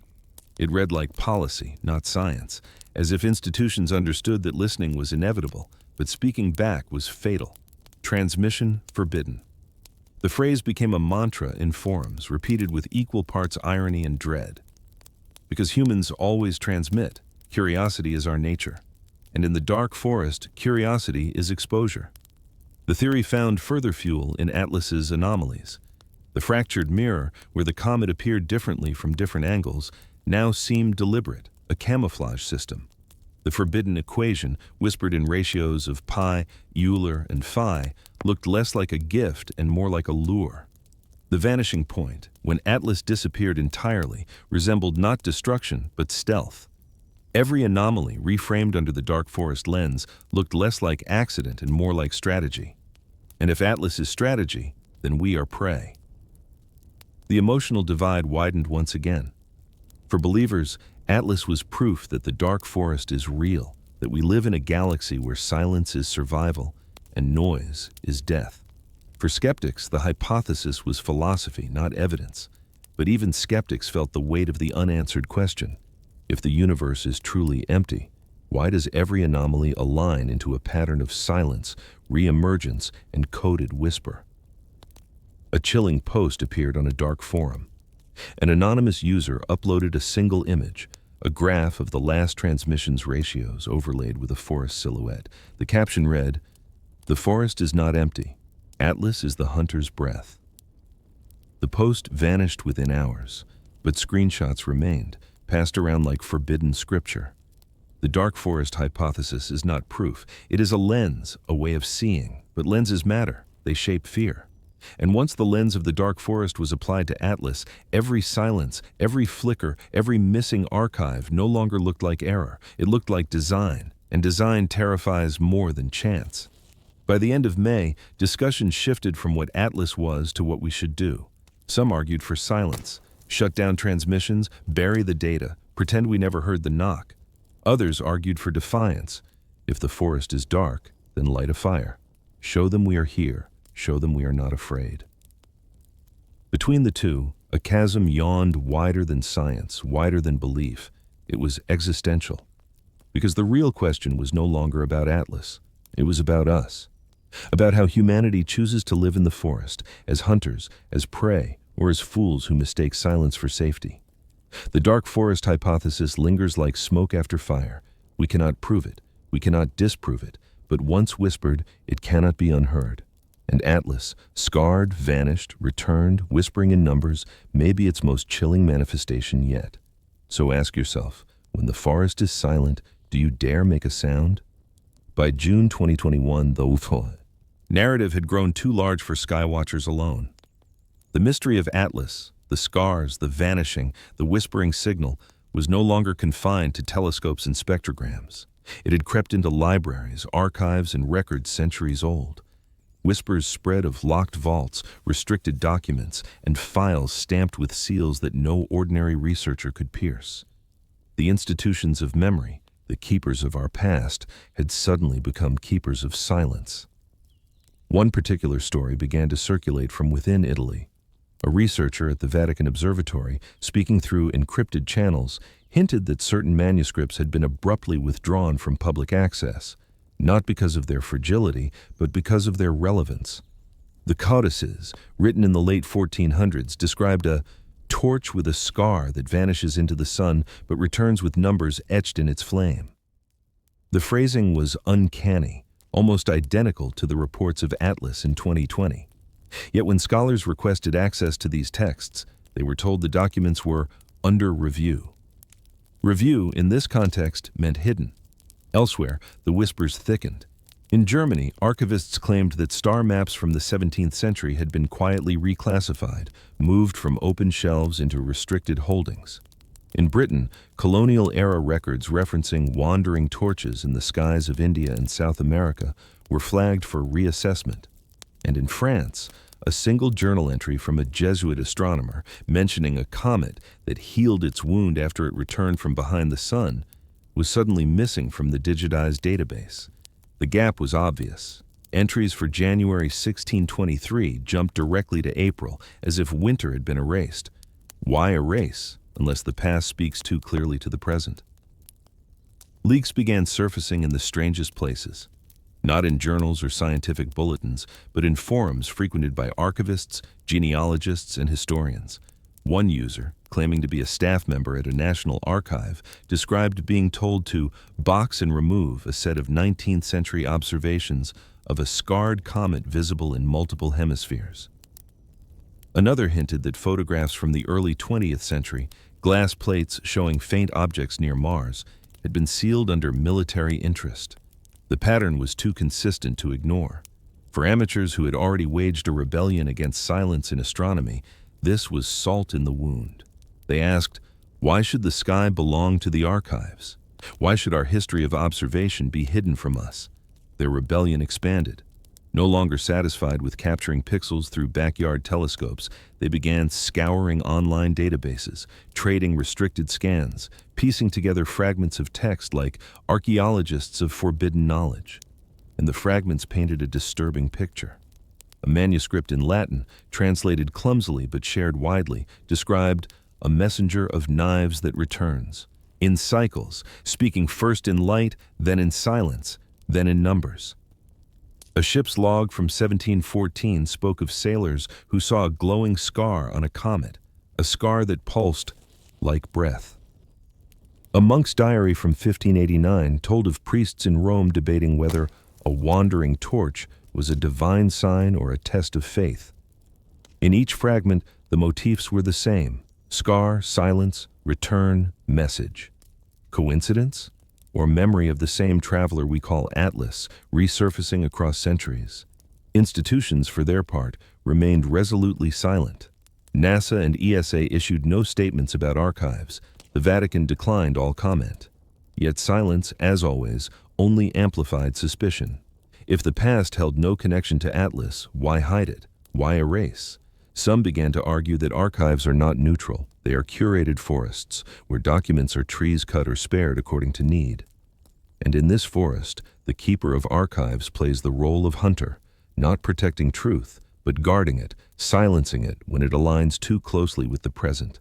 One chilling rumor emerged in July that a coalition of archivists across Europe had agreed on a quiet freeze of comet-related documents until the Atlas controversy cooled. A freeze not of preservation, but of suppression. If true, it would mean that silence was no longer an accident, it was policy. Amateurs coined a phrase for this: the keeper of archives. Not one person, but an idea.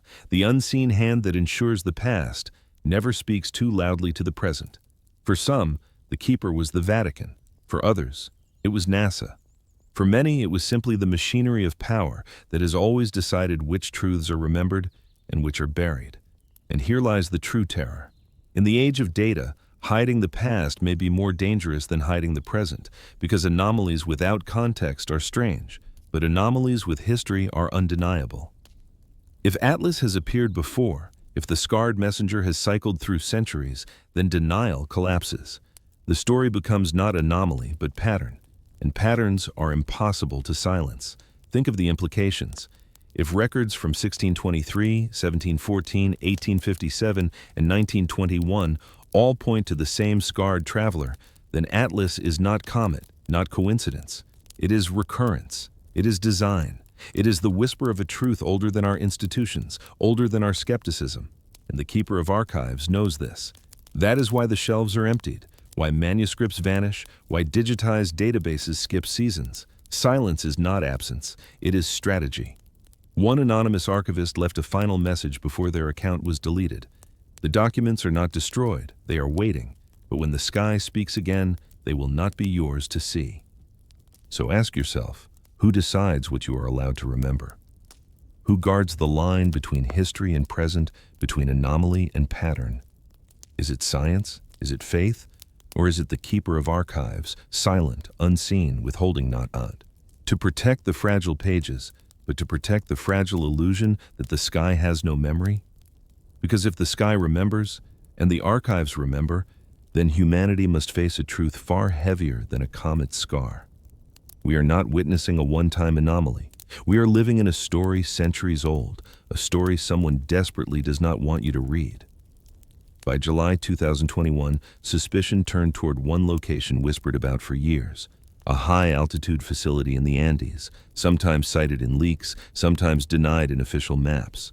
Among astronomers, it was known simply as the Silent Observatory, a place where cutting-edge instruments pointed at the heavens, yet little to nothing ever reached the public. The silence became impossible to ignore when Atlas's return window opened in April. While amateurs across continents scrambled to capture faint streaks and pulses of light, the Silent Observatory released no data.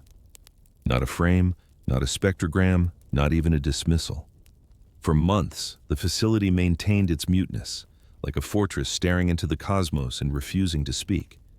But leaks, as always, slipped through cracks. The first came from a technician who claimed to have once worked on its instruments. His anonymous post described a night in April when the observatory's primary mirror caught a non-luminous form crossing its field. A body darker than space itself, silhouetted only by the faint distortion it cast on surrounding stars. According to his account, the image was logged, flagged, then buried. "I was told to scrub the logs," he wrote. "The official record would show empty frames, but I saw it. It was there." Empty frames. The same motif that had haunted amateurs when Atlas vanished in January. Only now, the emptiness was deliberate. A curated silence. A second leak emerged weeks later, a single still image, grainy and blurred, supposedly taken from a test feed at the observatory. The frame showed stars warped into arcs around an absence, a central void, perfectly black, as though light itself bent around something unseen. The image spread like wildfire, quickly denounced as a fake, yet it matched descriptions from the technician's post, too consistent to dismiss. And so the legend of the Silent Observatory deepened. Why silence? Why hoard images when the world was begging for clarity? Some argued it was caution, that releasing raw data would only fuel hysteria. Others suspected collusion, that the observatory was part of a larger pattern of withheld truth, aligning with the keeper of archives, aligning with the missing logs, aligning with every institutional silence that trailed Atlas like a shadow. But for many, the silence itself was evidence. If nothing unusual had been seen, why scrub logs? Why erase images? Why issue no denial? The absence of denial is often more telling than denial itself. Amateurs, emboldened by defiance, began calling the facility the Black Mouth of the Andes. They claimed it swallowed data the way a black hole swallows light. Memes circulated, telescopes with mouths sewn shut, domes with padlocks instead of lenses, humor masking dread. But not all was satire. One group, calling themselves the Ghost Trackers, claimed to have intercepted a faint microwave burst beamed directly from the silent observatory toward a classified satellite network. The burst, when decrypted, contained only one phrase repeated 3 times: "Anomaly persists." If true, then the facility had spoken, not to the public, but to someone else, someone listening. The mythology of the silent observatory quickly merged with the Atlas saga. Forums speculated that the facility was never built to serve humanity, but to monitor Atlas specifically, that its silence was not negligence, but mission. Perhaps, some argued, Atlas had been tracked for decades, even centuries, its return cycle anticipated, its anomalies cataloged in databases we will never see. The observatory was not watching for the first time. It was waiting for the next recurrence. Inside the myth, new layers of unease formed. If the silent observatory captured images of an object darker than space, bending starlight like water around a stone, then Atlas was not simply a comet. It was a device, a presence, equipped with the physics of concealment. The fractured mirror, the vanish, the return, all consistent with manipulation of visibility. And the observatory's silence? Perhaps not fear, perhaps respect. As though staring too long at Atlas carried consequences. A priest astronomer, writing anonymously in late July, drew a chilling connection. The silence of the observatory is the silence of the church centuries ago. Both are keepers of mysteries that unravel faith.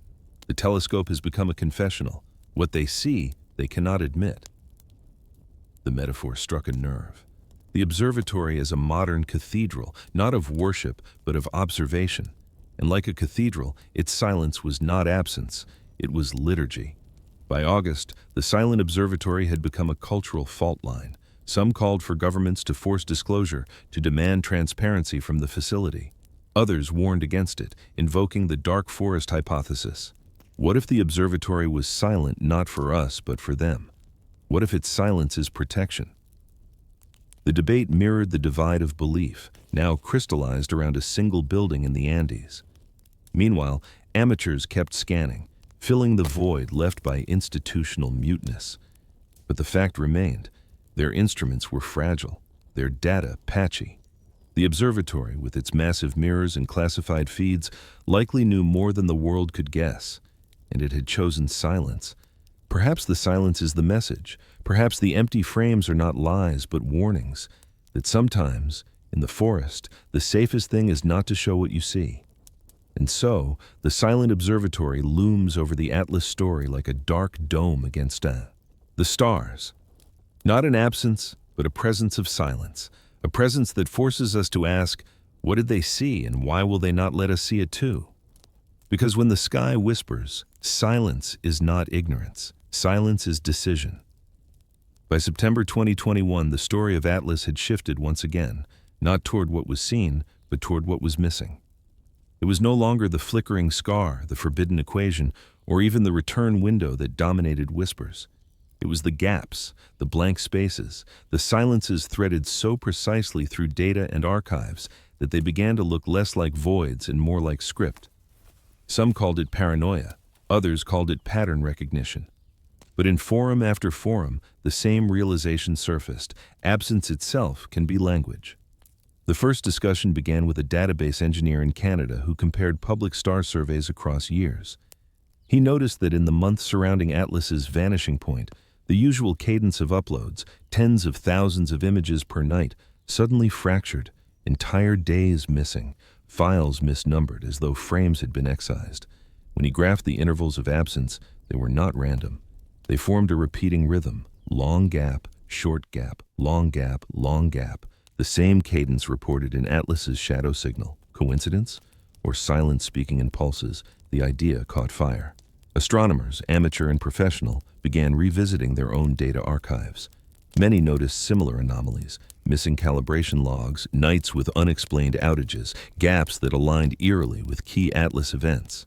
When the last transmission was reported in March, several observatories later admitted their systems had maintenance windows on the same night, windows that conveniently erased any possibility of confirmation. The pattern was too consistent. Maintenance was no longer an excuse. It was a mask. Then came the documents. A scholar of medieval manuscripts posted a scan of a 16th century text that described a torch that spoke by being absent, by blotting stars from the heavens, by erasing light as a quill erases ink. The metaphor had always been read as poetic. Now it sounded like testimony. A philosopher in Argentina took it further. He argued that absence has always been the first language of power.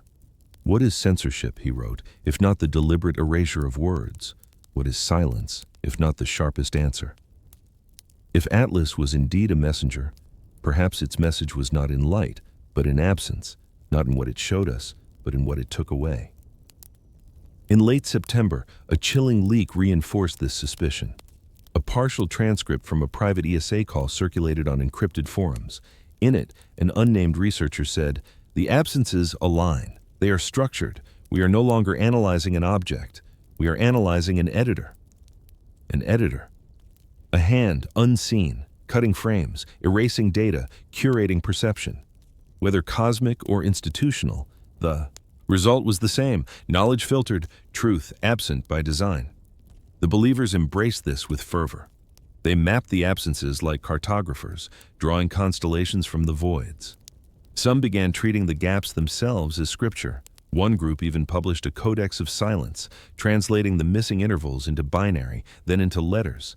Their text was cryptic, full of fragments. Not yet. Wait. Return. Many dismissed it as fantasy. But for those desperate to make sense of absence, it became gospel.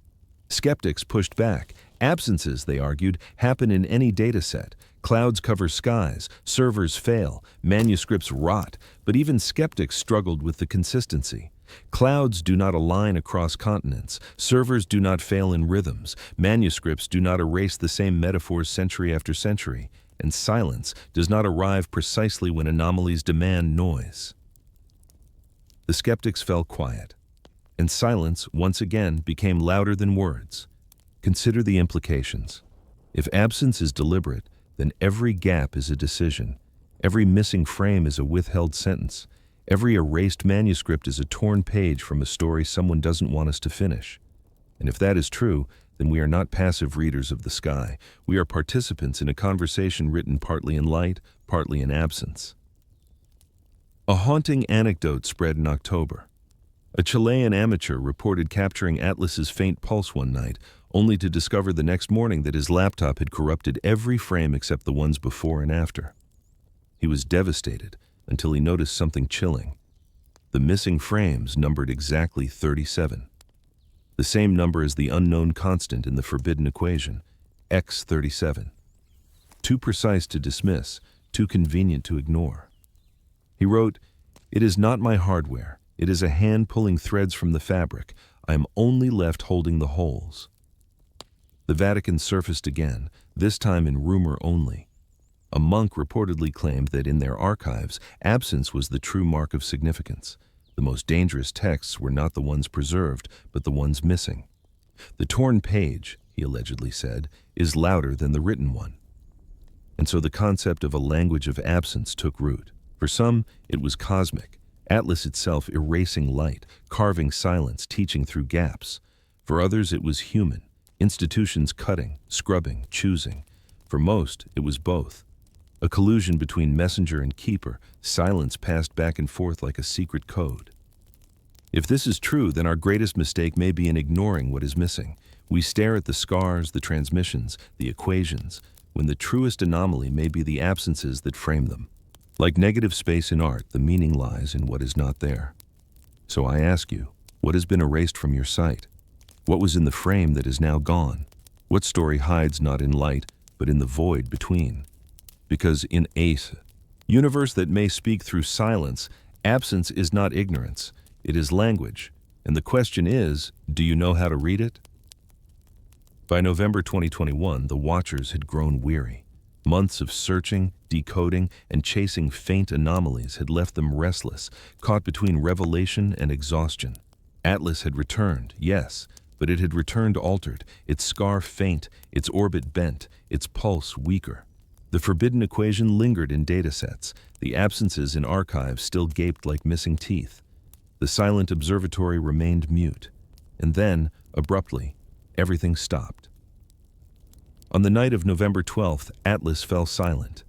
The forgotten light, once faintly pulsing, vanished entirely. The shadow signal that had haunted radio bands for months flattened into static. Even the absences, those eerie gaps in databases, ceased to align. For the first time since January, there was nothing. Not silence heavy with weight, not absences threaded with pattern, but a silence absolute. To some, this was relief. The storm had passed, the comet was gone, the anomalies had ended.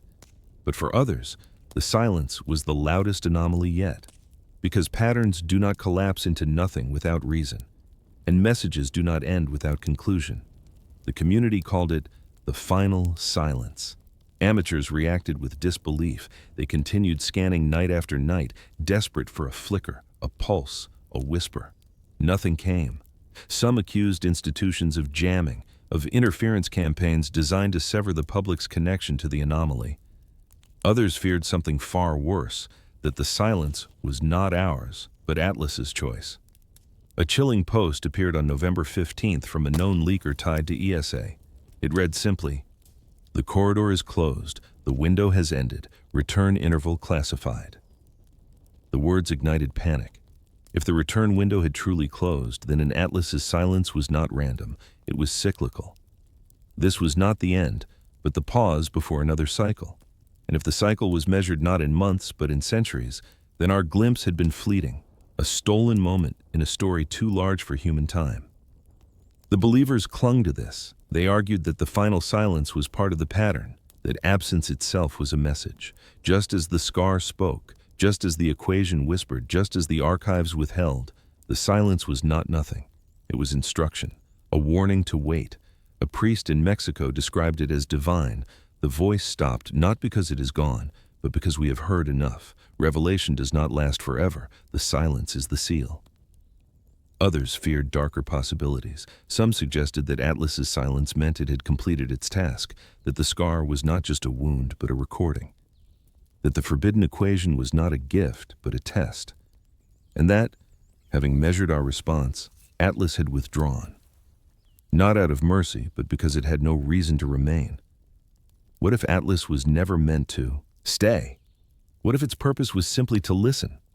And what if it now carried our answers, our noise, our eagerness, our failure at silence, back into the forest? The dark forest hypothesis hung heavier than ever. In forums, posts repeated the same haunting phrase, "The forest knows now."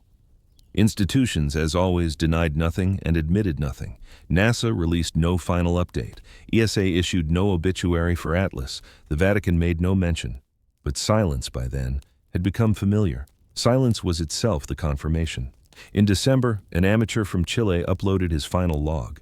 He had been scanning nightly since April, cataloging every flicker, every absence.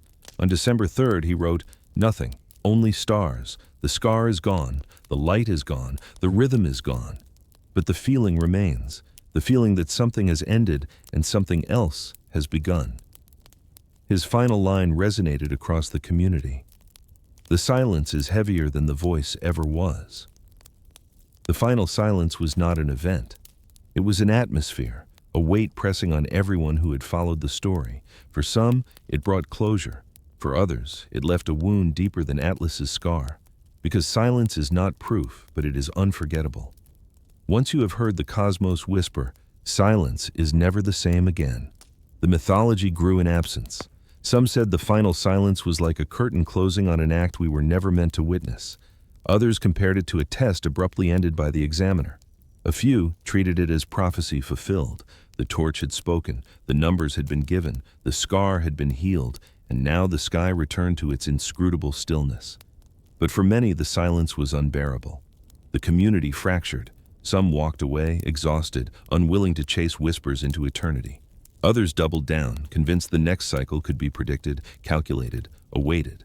And some, quietly, dangerously, argued that silence must be broken, that if Atlas refused to speak, humanity should answer instead. Transmit, send our own signal into the void. That is where fear sharpened, because in the dark forest, noise is danger, and the final silence may not have been absence at all. It may have been waiting for us to speak, to reveal ourselves, to break the code of silence that has kept civilizations hidden for eons.